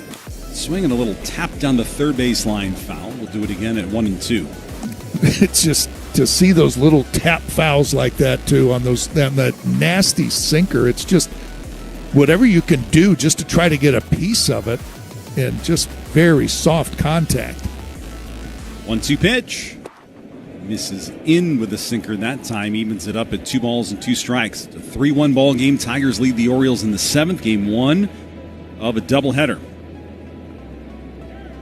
Second game will begin at 6:10 Eastern Time. Pitched, lifted in the air to left. Pretty well struck. Riley Green on his horse. He's at the warning track. He leaps up! And did Riley Green pull that down? He did!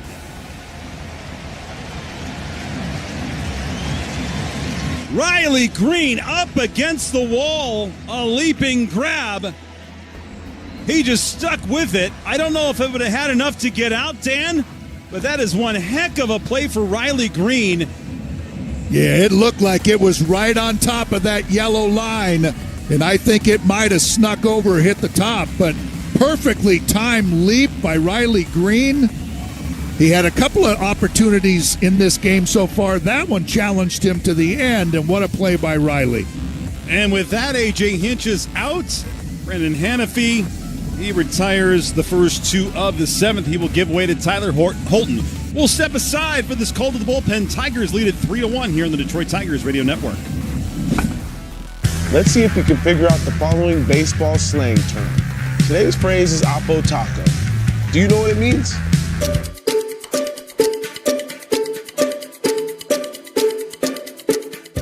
Oppo Taco, a home run hit to the opposite field.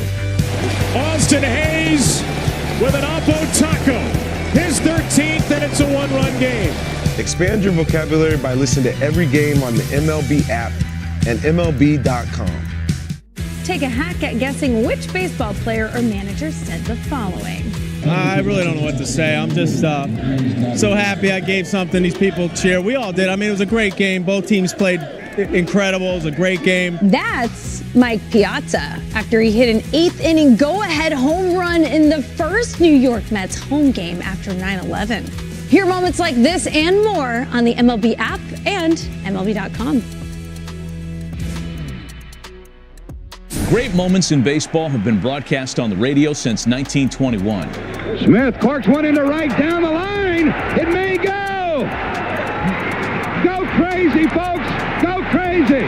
It's a home run, and the Cardinals have won the game by the score of 3-2 on a home run by the Wizard. Available at participating locations for a limited time. Prices may vary. Prices higher in Alaska, Hawaii, and third-party online sites. Pizza.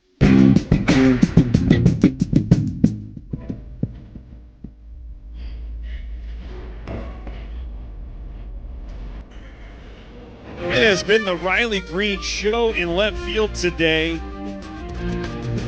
Leaping grab at the wall to Rob Ramon Laureano. And now with this Tiger pitching change brought to you by the Southeast Michigan Ford dealers, Tyler Holton is in. Jace Young comes in at third as Cedric Mullins is the batter. And Mullins will take a sweeper out of the zone for ball 1.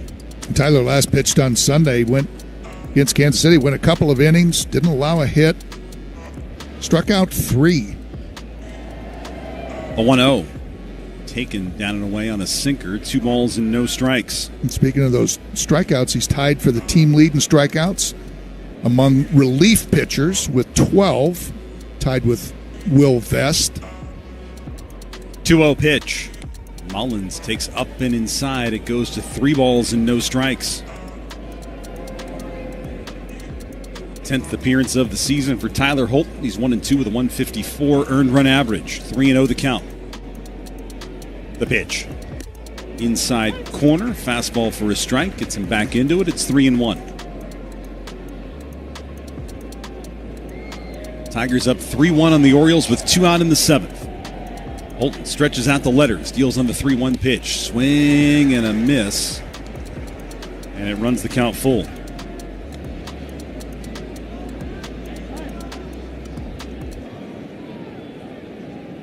Base is empty, 2 outs. Casey Mize started.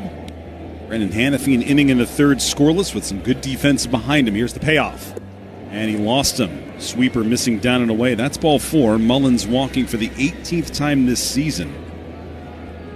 Brings the tying run to the plate in Gunnar Henderson. And so far, Gunnar Henderson has had a rough go against left-handed pitching. Just 1 for 26. So it might have been never want to see that tie and run, especially a guy as good as Gunnar Henderson at the plate. But Tyler Holton throwing that breaking pitch 3-2, thinking that he can just come back and get Gunnar Henderson right here. Misses with a sweeper on Henderson low. Henderson hit into a double play in the first, flew to center in the third, and a sharp line out to the shortstop Sweeney in the fifth. A 1-0 swing, and this one lifted in the air. Left center, Riley Green charging, dives, and he cannot come up with it. In and out of the glove of Riley Green, and the Orioles have men at the corners for Jordan Westburg. Well, I thought Riley Green had no chance for this ball, and he just laid out. I mean, completely dove, laid out like you're going to almost belly flop into a pool, and he had his complete glove on that ball, just couldn't make it stick. Wonder if he'll put more leather conditioner on it in between games. It's something in there to get it to stick. But, man, what an effort over there with his kind of hands on his knees right now after running into the fence a couple of times. And Chris Fetter. That's tough because that was a full layout on that one. Belly flopped right onto the grass. So 2 straight Orioles reach with 2 out. Chris Fetter out to chat with Tyler Holton. And this is just that go over the scouting report and also just making sure with first and third that everybody knows where you're going to throw the ball should Gunnar Henderson take off over at first base. But more than anything, just making sure that they know how to pitch to Jordan Westburg. Westburg, a pair of hits today. Both singles. He was caught stealing back in the first inning. Mullins at third, Henderson at first. 2 out in the 7th. Tigers up by 2 runs. Jordan Westburg, the batter. First pitch from Tyler Holton is a called strike with a cutter, and it's 0-1.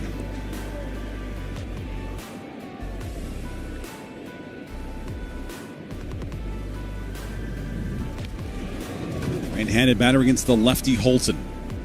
Holton on the 0-1 pitch. Fisted in the air, first base side into the seats. And now Holton ahead 0-2.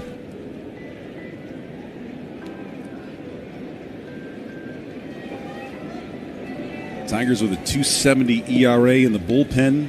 5th lowest in all of baseball. 2nd best in the American League. 0-2. Misses high and away. Ball in 2 strikes. Career. Jordan Westburg 0 for 1 against Tyler Holton. Mullins third, he walked. Henderson first, he singled. Holton coming set.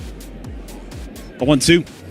Check swing. Did he go? No appeal. It's 2 balls and 2 strikes. Boy, I thought that was the pitch, too. After throwing that 0-2 high fastball, he come back with that changeup. Just couldn't get Westburg to bite. Well located, just a little off the outside part of the plate and down. 2-2.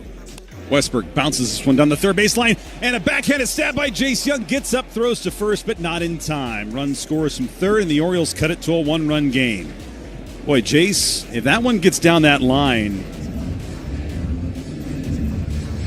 it may have scored 2 runs, Dan. Yeah, you're right. I mean, Jace Young, again, he lays out that ball just almost over the bag. He gets up in foul territory, almost in the third base coach's box.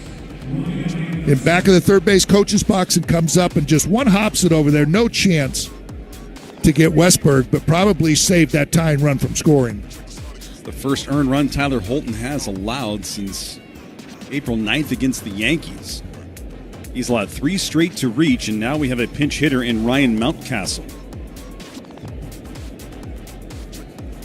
First pitch to Mountcastle. Drives this one in the air to left. Riley Green going back. He's at the warning track. Turns around, makes the catch. And the side is retired.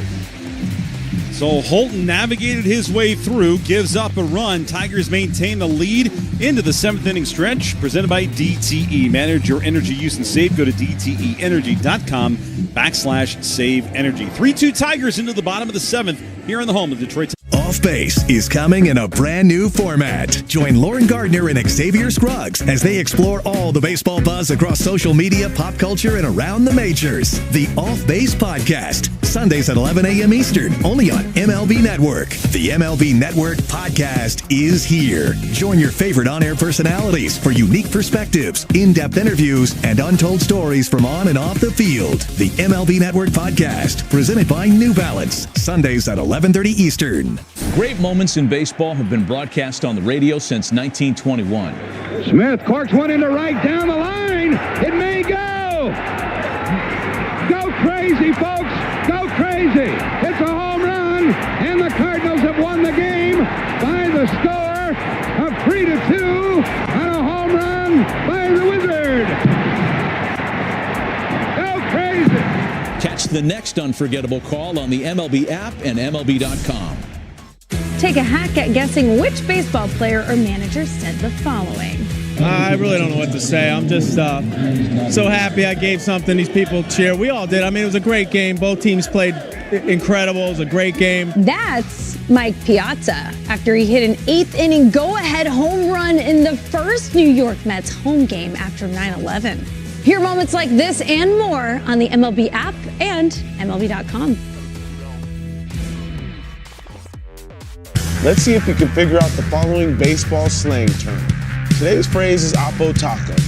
Do you know what it means? Donates up to $500 to nonprofits supporting Michigan kids. Go Tigers!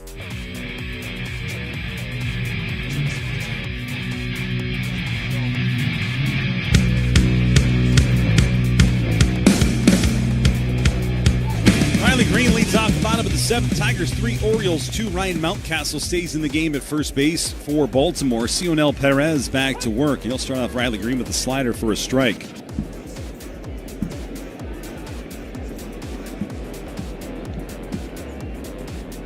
Oh, 1 left on left. Green fights it off, fouling into the seats, and it's 0-2. Tigers hanging on by a run.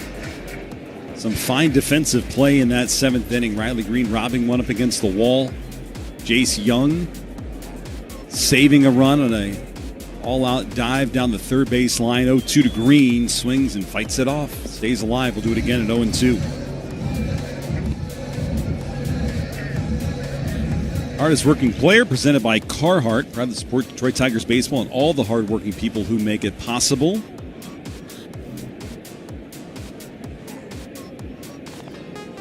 Long hold, 0-2 on Green. Fights off another foul. Casey Mize, our hardest working player today, 5 1/3 innings. Putting his team in a chance to take the series opener over the Orioles. 0-2 the count on Green. Perez kicks and deals. Swinging another foul. Riley right on these sliders from Cionel Perez. He sure is. Getting a steady diet of those. Mixed in just one fastball, but it's been that slider and that slurve that Riley keeps getting pieces of. 0-2, and he waves and misses at a slurve that time. Perez with his third strikeout, and there's one gone in the seventh inning. Let's get a check of that out-of-town scoreboard from the 1-800-CALL-SAM studios. Cleveland, the Tigers came into this game half game ahead of in the Central, up 5-4 on Boston in the seventh. Milwaukee trails St. Louis 4-0 in the fourth. First pitch swinging. Spencer Torkelson sends one deep to right. Ramon Laureano looking up, and that ball is gone. Touch 'em all time, Spencer Torkelson, number 8 on the year. And the Tigers are back up by 2 runs. It's a 4-2 ball game. Boy, Greg, we're talking about the balls that he's been hitting to straightaway center field, getting robbed of a home run to right field. But again, they're trying to throw everything away. It was a sinker away, and he got that right approach, kind of inside out of it, and hit it out to right center field right before where it juts out, going into that deepest part in right center at Comerica Park. Home run brought to you by Little Caesars Pizza. Order online for delivery or pizza portal pickup. That's the second home run of the year allowed by Perez. He's not a guy that gives up a lot of homers. In fact, Dan, he did not give up one all of last season. And now we've got a mound visit. Boy, that's a big, big run, too. After the Orioles get one to pull within one, Tigers get it right back. Orioles skipper is out, and that is it for Cionel Perez. Oh, Spencer Torkelson's 8th home run of the year, putting the Tigers back up by 2 as we step aside for this pitching change. 4-2 Tigers on top here in the... Take a hack at guessing which baseball player or manager said the following.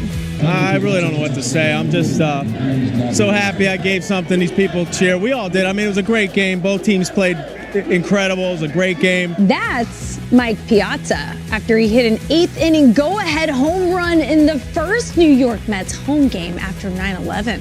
Hear moments like this and more on the MLB app and MLB.com. Let's see if we can figure out the following baseball slang term. Today's phrase is Oppo Taco. Do you know what it means?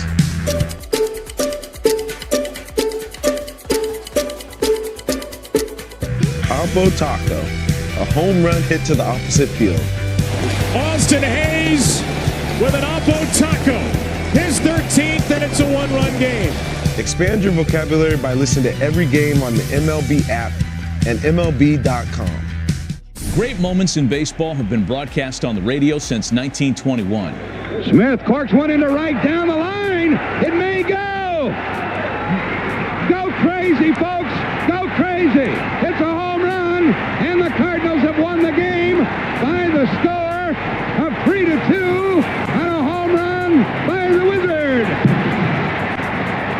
Go crazy. Try today, 1-800-521-7800, or go to wallside.com.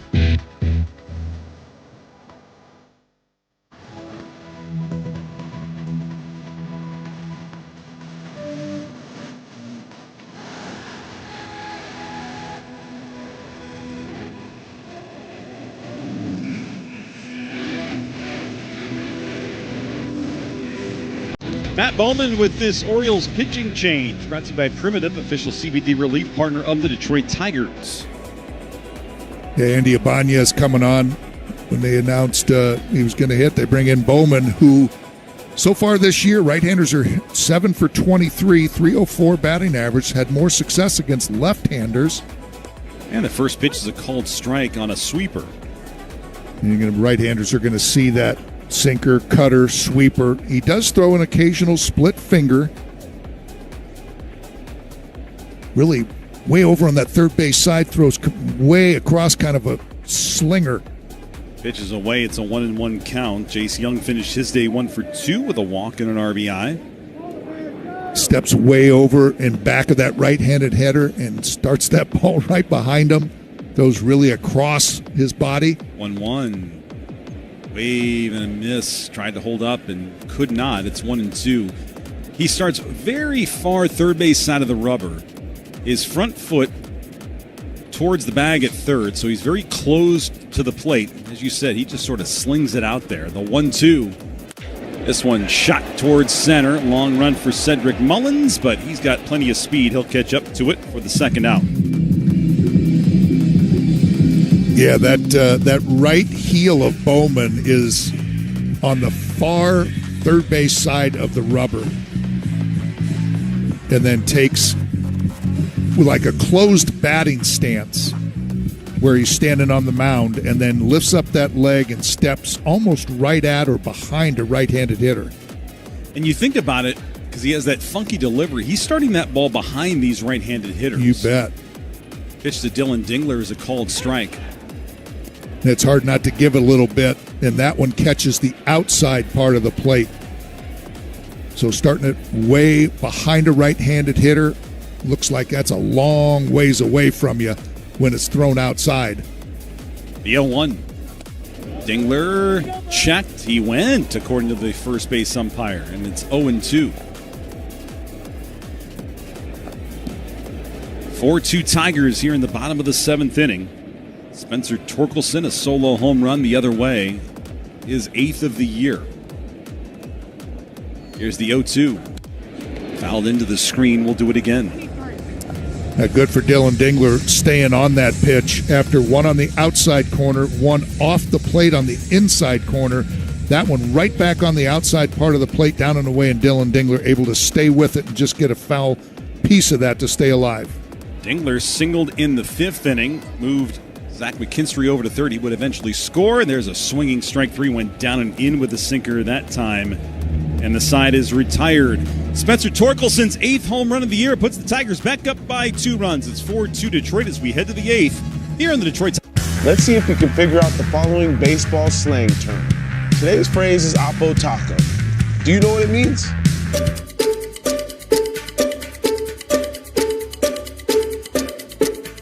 Oppo Taco, a home run hit to the opposite field. Austin Hayes with an Oppo Taco, his 13th, and it's a 1-run game. Expand your vocabulary by listening to every game on the MLB app and MLB.com. Great moments in baseball have been broadcast on the radio since 1921. Smith corks one into right down the line. It may go. Go crazy, folks. Go crazy. It's a home run, and the Cardinals have won the game by the score of 3-2 on a home run by the Wizard. Go crazy. Catch the next unforgettable call on the MLB app and MLB.com. Take a hack at guessing which baseball player or manager said the following.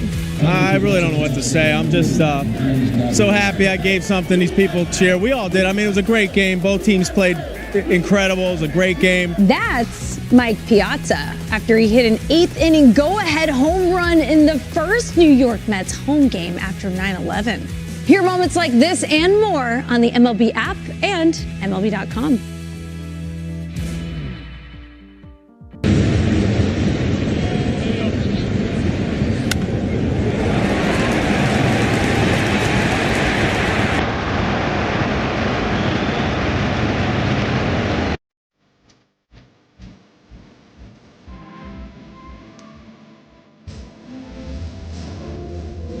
Tyler Holton back out there for the Tigers here in the top of the 8th inning. Tigers 4, Orioles 2. First of 2 today here at Comerica Park. Andy Ibanez remains in the ballgame for the Tigers. He's at third base.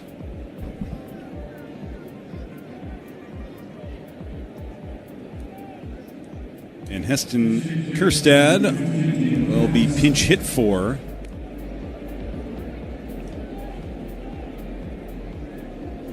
First offering from Holton misses low and away, and that's ball 1.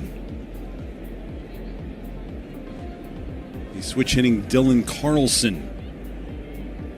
Pinch hitting for the O's. Holton deals. Called strike. Got some help from the home plate umpire that time on the cutter. Count evens up.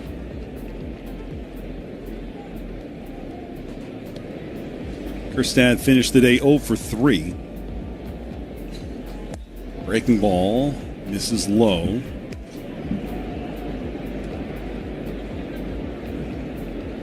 Two balls and a strike.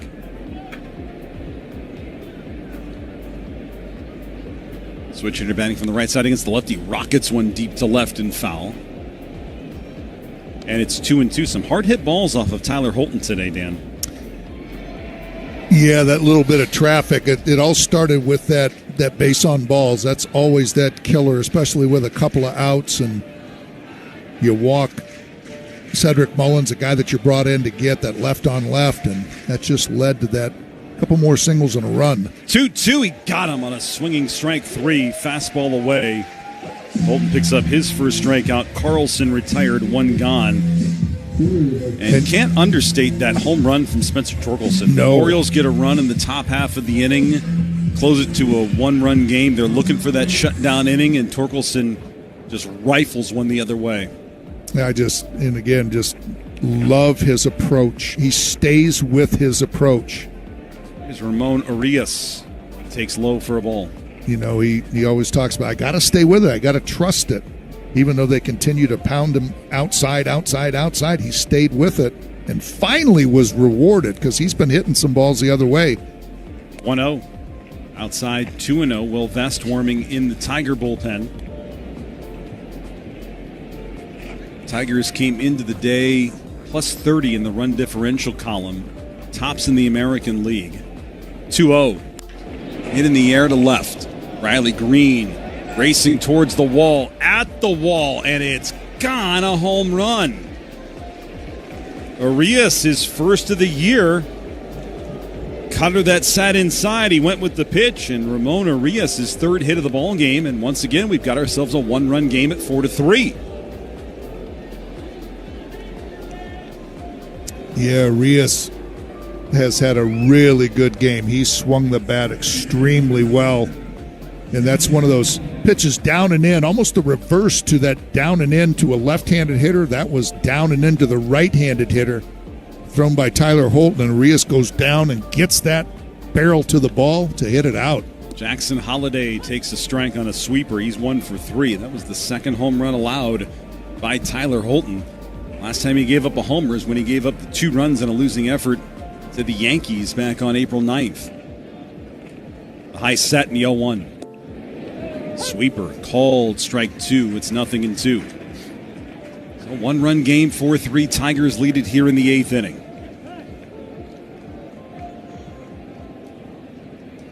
Holton has surrendered a pair in relief. 2 out run in the 7th and a solo home run with 1 out here in the 8th. That's just the third home run hit by the Orioles against the left-handed pitching. Breaking ball down and away. It's a 1-ball, 2-strike count. So you like the matchup if you're the Tigers. It just always comes down to execution, and I don't know if he meant to throw it right down and in. But that cutter's a big weapon for Tyler Holton. 1-2. Oh, ho, ho. Close and called ball 2. Sinker was right there on the bottom rail. He didn't get the call. And that's where the majority of the time he lives, outside to both sides of the plate. Here's the 2-2 on Holiday. Low, ball 3. That one did miss, and the count is full. You don't want to put on Jackson Holiday. 3-2. Swing and a tap foul up the first base line. Gary Sanchez waiting in the wings. 1 out here in the 8th inning. Tigers 4, Orioles 3. Sweeper, sweeper, sweeper, sinker, sinker, sinker. The sequence on Jackson Holiday. And I'm thinking sweeper again if he trusted to throw a strike. And he does just that, and it's a swinging strike 3. Second strikeout for Holton. 2 down. Yeah, that's a great pitch, but you've got to have faith that you can throw it for a strike. Like you said, you don't want to put him on base. And he knew he could, way out in front. Beautiful pitch by Tyler Holton. And with 2 out in the 8th inning, A.J. Hinch is out. Holton's day is complete. We'll step aside for this Tiger call to the pen. Tigers 4, Orioles 3 here on the Detroit Tigers Radio Network. Imagine a world where technology transforms the way we think about our environment. Well, take a hack at guessing which baseball player or manager said the following. I really don't know what to say. I'm just so happy I gave something these people cheer. We all did. I mean, it was a great game. Both teams played incredible. It was a great game. That's Mike Piazza after he hit an 8th inning go-ahead home run in the first New York Mets home game after 9/11. Hear moments like this and more on the MLB app and MLB.com. Every game night is a chance to go big with MLB Big Inning. Turn on baseball's only nightly show that brings you the biggest plays of the night, live and commercial-free. Strikes him out. No one stacks more clutch plays into one live show with up to 4 games on a single screen. Out of here! He is on fire. It's a walk-off winner. Change up game night with baseball's biggest game changer, MLB Big Inning, presented by Nissan. Every night, all season long on MLB.tv. Great moments in baseball have been broadcast on the radio since 1921. Smith corks one into right down the line. It may go. Go crazy, folks. Go crazy. It's a home run, and the Cardinals have won the game by the score of 3-2 on a home run by the Wizard. Go crazy.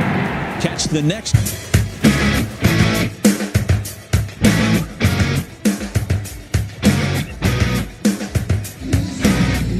in the top of the 8th inning. Tigers lead at 4-3. They have summoned Will Vest. Tiger pitching change brought to you by the Southeast Michigan Ford dealers. And the 8th inning is brought to you by Hatfield Foods. Put pork on your fork. Will Vest last pitched on Wednesday, went an inning against the Padres, striking out 2, and his fastball has been just electric this year. Adley Rutschman will pinch hit for Gary Sanchez, and he fouls off the first pitch that he sees, and it's an 0-1 count. Vest has led the team in appearances through the first 25 games with 11. So no matter what the role is, middle part of the game, finish a game off, Will Vest has been called upon a lot. Gary Sanchez finished his day 0 for 3, so Rutschman is in. It's a game full of former first-round picks. There's a swinging strike. We had Casey Mize on the Tigers side, Holiday, and now Rutschman on the Orioles side. It's an 0-2 count after that swinging strike. Vest coming set at the letters. Offers on the 0-2. It's a fastball that misses high and away. Ball and 2 strikes. Staying with that four-seam fastball. Does throw a sinker and the slider occasionally too, but just been leaning so heavily on that four-seamer. The 1-2. This one chopped foul, third base side. He came inside hard with the fastball that time at 98. It took everything for Rutschman just to get a piece of it. Yeah, right in on the knuckles. And that, I mean, it's been 97, 98 from Will Vest. 11 appearances. He has gone 10 straight without allowing a run. Gave up a homer against the Dodgers on March 28th, and he has been so good ever since. Vest coming set, kicks, deals on the 1-2. Outside with a fastball that time. 2 balls, 2 strikes. Pitched twice in the San Diego series. 2 scoreless innings. Did not allow a hit. Struck out 3. The pitch lifted in the air to left and foul. So Rutschman hanging tough as this one gets into the 7th row down the left field line. Do it again at 2-2. Then Will doesn't throw that many change-ups. And he just threw that one to Rutschman. I think it feels like sometimes that a guy is timing you. They're getting on that fastball. And that was perfectly located. Down, wasn't a strike, just able to get a piece. See if he goes back to the fastball. He does, and it misses high, and that runs the count full. And I think he just challenges him again. Comes the payoff. Ripped up the right field line and foul.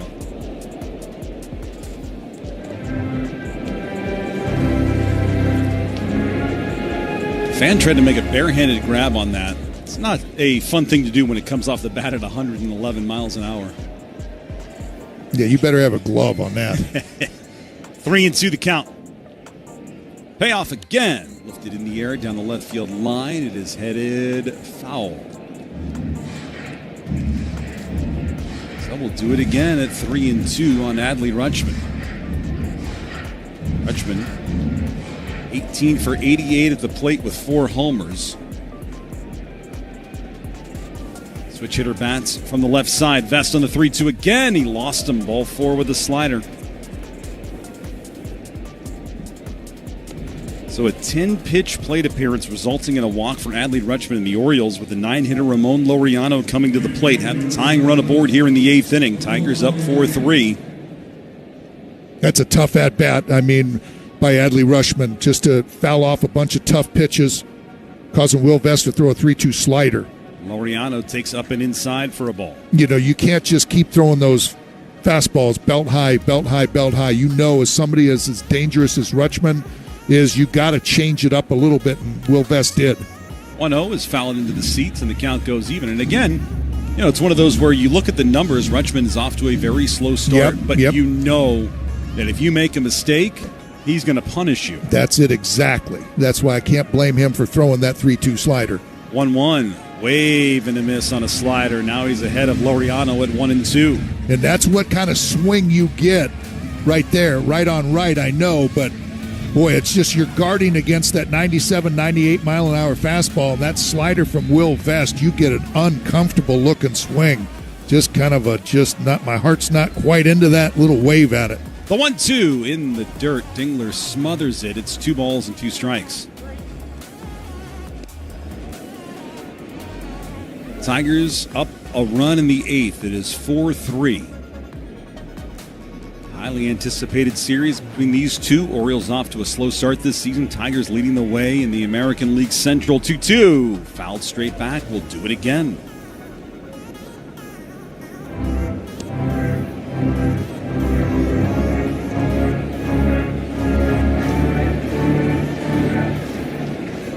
Adley Rutschman, the runner on first. He represents the game-tying run. Torkelson holds him on. 2-2. Hit in the air, center field. Baez drifting back. Plenty of room. Makes the catch. And the side is retired as the Orioles strand the tying run on base. So Vest gets the job done despite the walk. And we head to... Let's see if we can figure out the following baseball slang term. Today's phrase is oppo taco. Do you know what it means?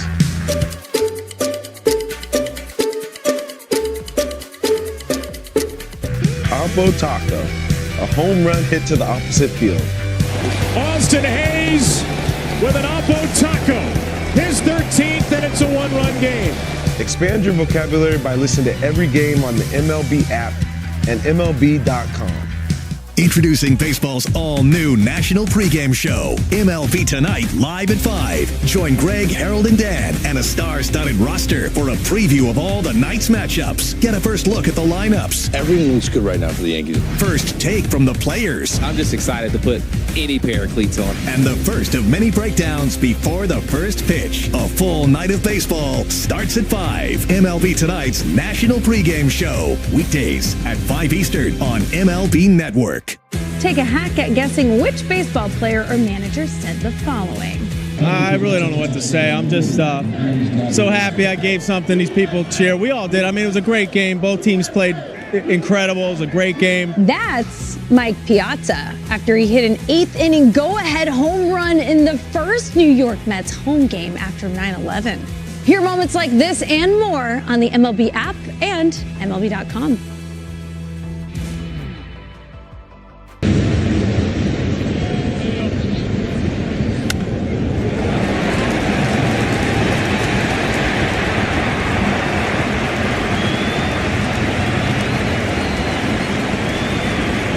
Long drink today. Also available in peach and cranberry. Enjoy responsibly.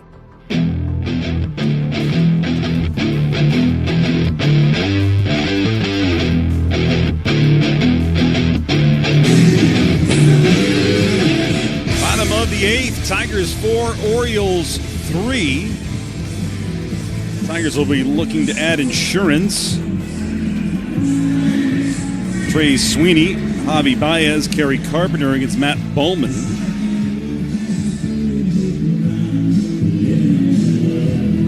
Sweeney today 0 for 1, a pair of walks.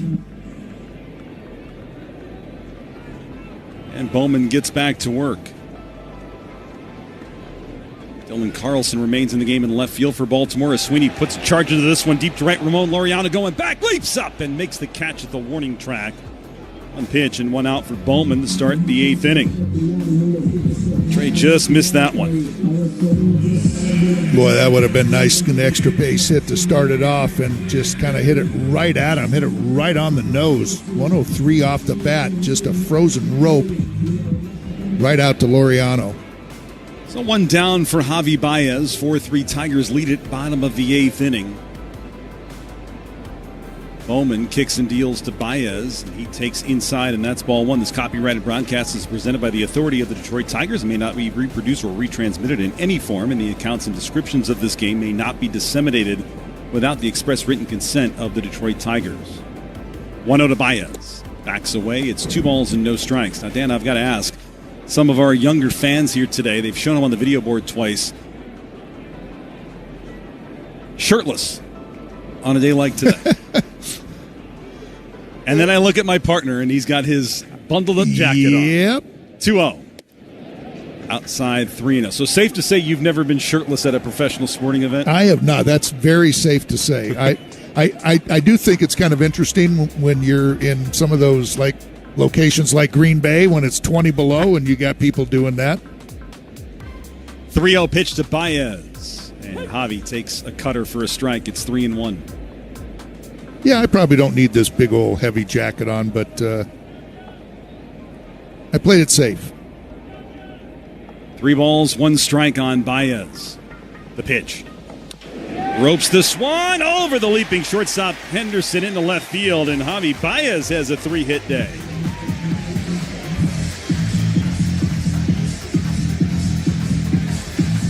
Yeah, they gave him a steady diet of sinkers on the inside part of the plate, fell behind. They try to get another sinker inside. Javi's waiting for that. And good to see Javi. Boy, if he can get heated up at the plate, you know how much he's having fun and enjoying that playing center field. It's the third 3-hit game of the year for Javi Baez, so an insurance run is on for Kerry Carpenter, 0 for 3 with a walk. First pitch to Carpenter, swinging a foul straight back. Heard a couple carry chants going on down there. It says bobblehead day. He's got to come up with something big here, right? You would think so. That's right. Aren't you required to homer on your bobblehead day? I would love it. I would love it. Bowman settles in, third base side of the rubber. 0-1. Runner was going. It's shot foul. Hit and run was on that time.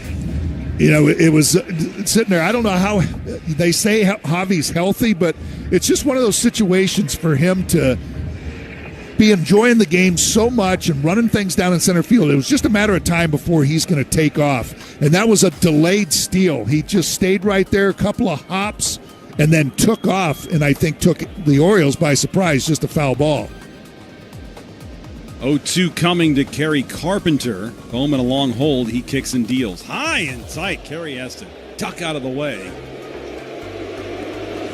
Well, that's not what you want on your bobblehead. No, you don't. It's a good thing you got a bobblehead, because that was right up by his chin.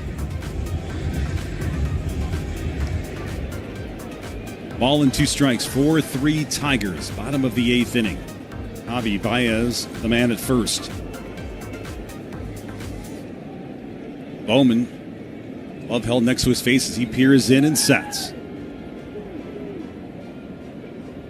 Long hold again, and he picks over to first this time, and Baez diving back in ahead of it. Crowd doesn't like that one bit. Javi just has that look about him over there at first base in this at bat to Kerry Carpenter. He's getting frisky over there. 1-2. Carpenter takes a sinker in, evens it up. 2 balls, 2 strikes.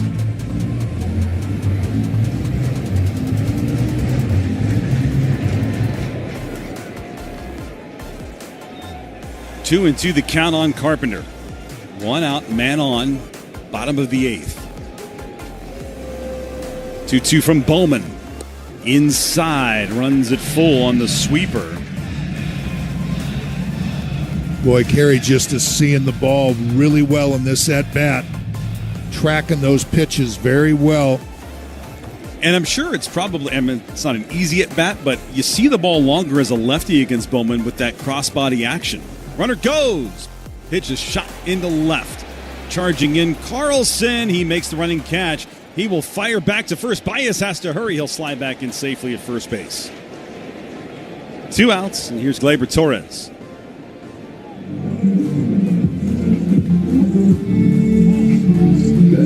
Kerry saw 5 pitches. Got a pitch to hit there in the cutter. Looked like it came right in on his hands just enough. He tried to inside out it. And now what do we got going on here as the umpires converge? Eric Backus calls in the crew chief. Did he re-tag?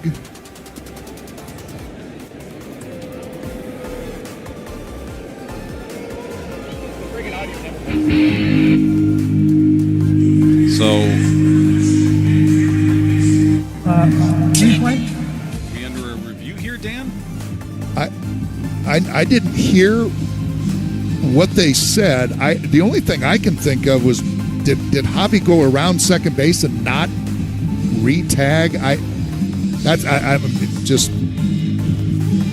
Let's see if he goes to second. He goes to second. No, he tagged him. He did. He did.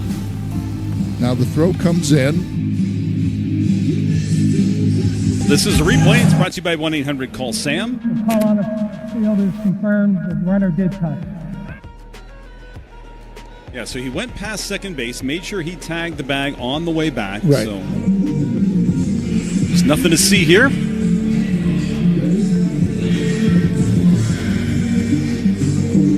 What I didn't know is if Baltimore challenged that, or was that a call down from the booth? Yeah, I mean, there isn't any obstruction or anything, him getting back to the bag, or it had to be him just overrunning the bag. Here's Gleyber Torres, swings at the first pitch, sends a fly ball to right, starting in Laureano, now takes a few steps back. He's got it, and the side is retired. We are on to the ninth. Tigers 4, Orioles 3, here on the Detroit Tigers Radio Network, presented by... All the big hits. At the wall, gone! No doubt about it! All the great grabs. Wow! You gotta be kidding me! Put a cape on him! And all the swagger. And he does it in grand fashion! Relive the day's biggest plays all in one lightning fast hour. Oh my goodness! What a show! You better believe it! Quick Pitch. Late nights and early mornings only on MLB Network. Take a hack at guessing which baseball player or manager said the following.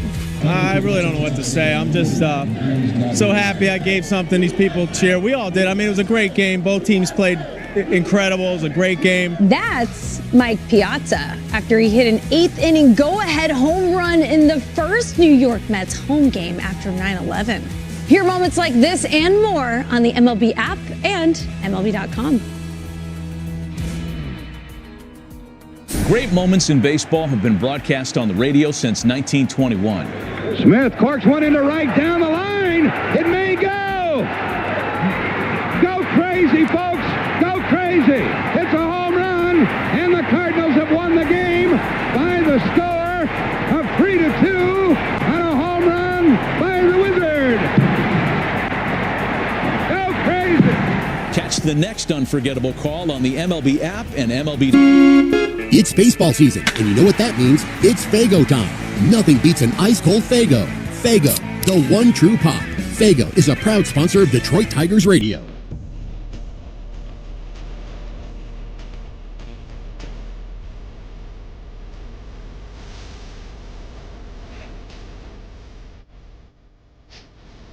Four 3 Tigers into the top of the ninth. Game 1 of 2 today. Game 2 will start at 6:10. Ninth inning is presented by Comerica. Only one bank has been committed to Michigan since 1849. That's Comerica. Game's also brought to you in part by Corewell Health. No matter the challenge, their response is always the same: we can. Will Vest back out to work for the Tigers here in the ninth inning. Deals with Cedric Mullins, who takes a slider low, and that's ball 1. Andy Ibanez a step on the grass at third. Yeah, it's not going to be easy on Will Vest with the top of the order coming up for the Orioles. Pitch is fouled away into the seats. Count on Mullins evens up. Add a ball and a strike. Vest got the final out of the 8th inning after walking Adley Rutschman. Induced a fly out from Ramon Laureano. Keep it at a 1-run game. Pitch is low on the change. It's 2 balls and a strike. Mullins, Henderson, Westberg due up in this inning, and if any of them reach Mountcastle. 2-1. Taken. Ooh, gotta get that one right. 3-1 the count. That had plenty of plate. Didn't get the call at the upper rail. So Vest behind Mullins, 3-1. Kicks and fire. Swing and a miss on a fastball up and inside. Runs it full. Yeah, that pitch was worse than the previous one that gets the swing. So you throw that ball up there again, you should get the call. Because Cedric Mullins is basically saying, I'm not sure what's a strike at that top rail. Payoff. Hit in the air, left field. Riley Green going back, has room in front of the track, reaches up and makes the catch. That's a big first out right there. Fell behind 3-1 and gets the fly out. As you know, Dan, sometimes if you walk the leadoff man in the ninth inning, nothing ever good comes from that. No, and I don't care how you get them, just get that first out. It's a huge out, especially Cedric Mullins. Not only just has the power component, but also the stolen base component. Just a lot of things that he offers you to start that inning off if he gets on. Gunnar Henderson takes a slider for a strike. Henderson 1 for 4. He singled off of Tyler Holton in the 7th inning. Another tough left-handed bat in that 2-hole for Baltimore. Changeup misses away. A flinch of the bat. He didn't go. Yeah, and I don't know how he didn't go. I mean, that pitch was outstanding from Will Vest. Changeup, yeah, just really moving. 1-1. Tried the slider away. It missed. It's 2 balls and a strike. Ninth inning, 4-3 Tigers. Vest kicks and deals. Dots the outside edge with a 96-mile-an-hour fastball. Evens it up at 2-2. Will looking for his third save of the year. First one came against Kansas City last week. That saves in consecutive appearances. 2-2 is upstairs. Runs it full.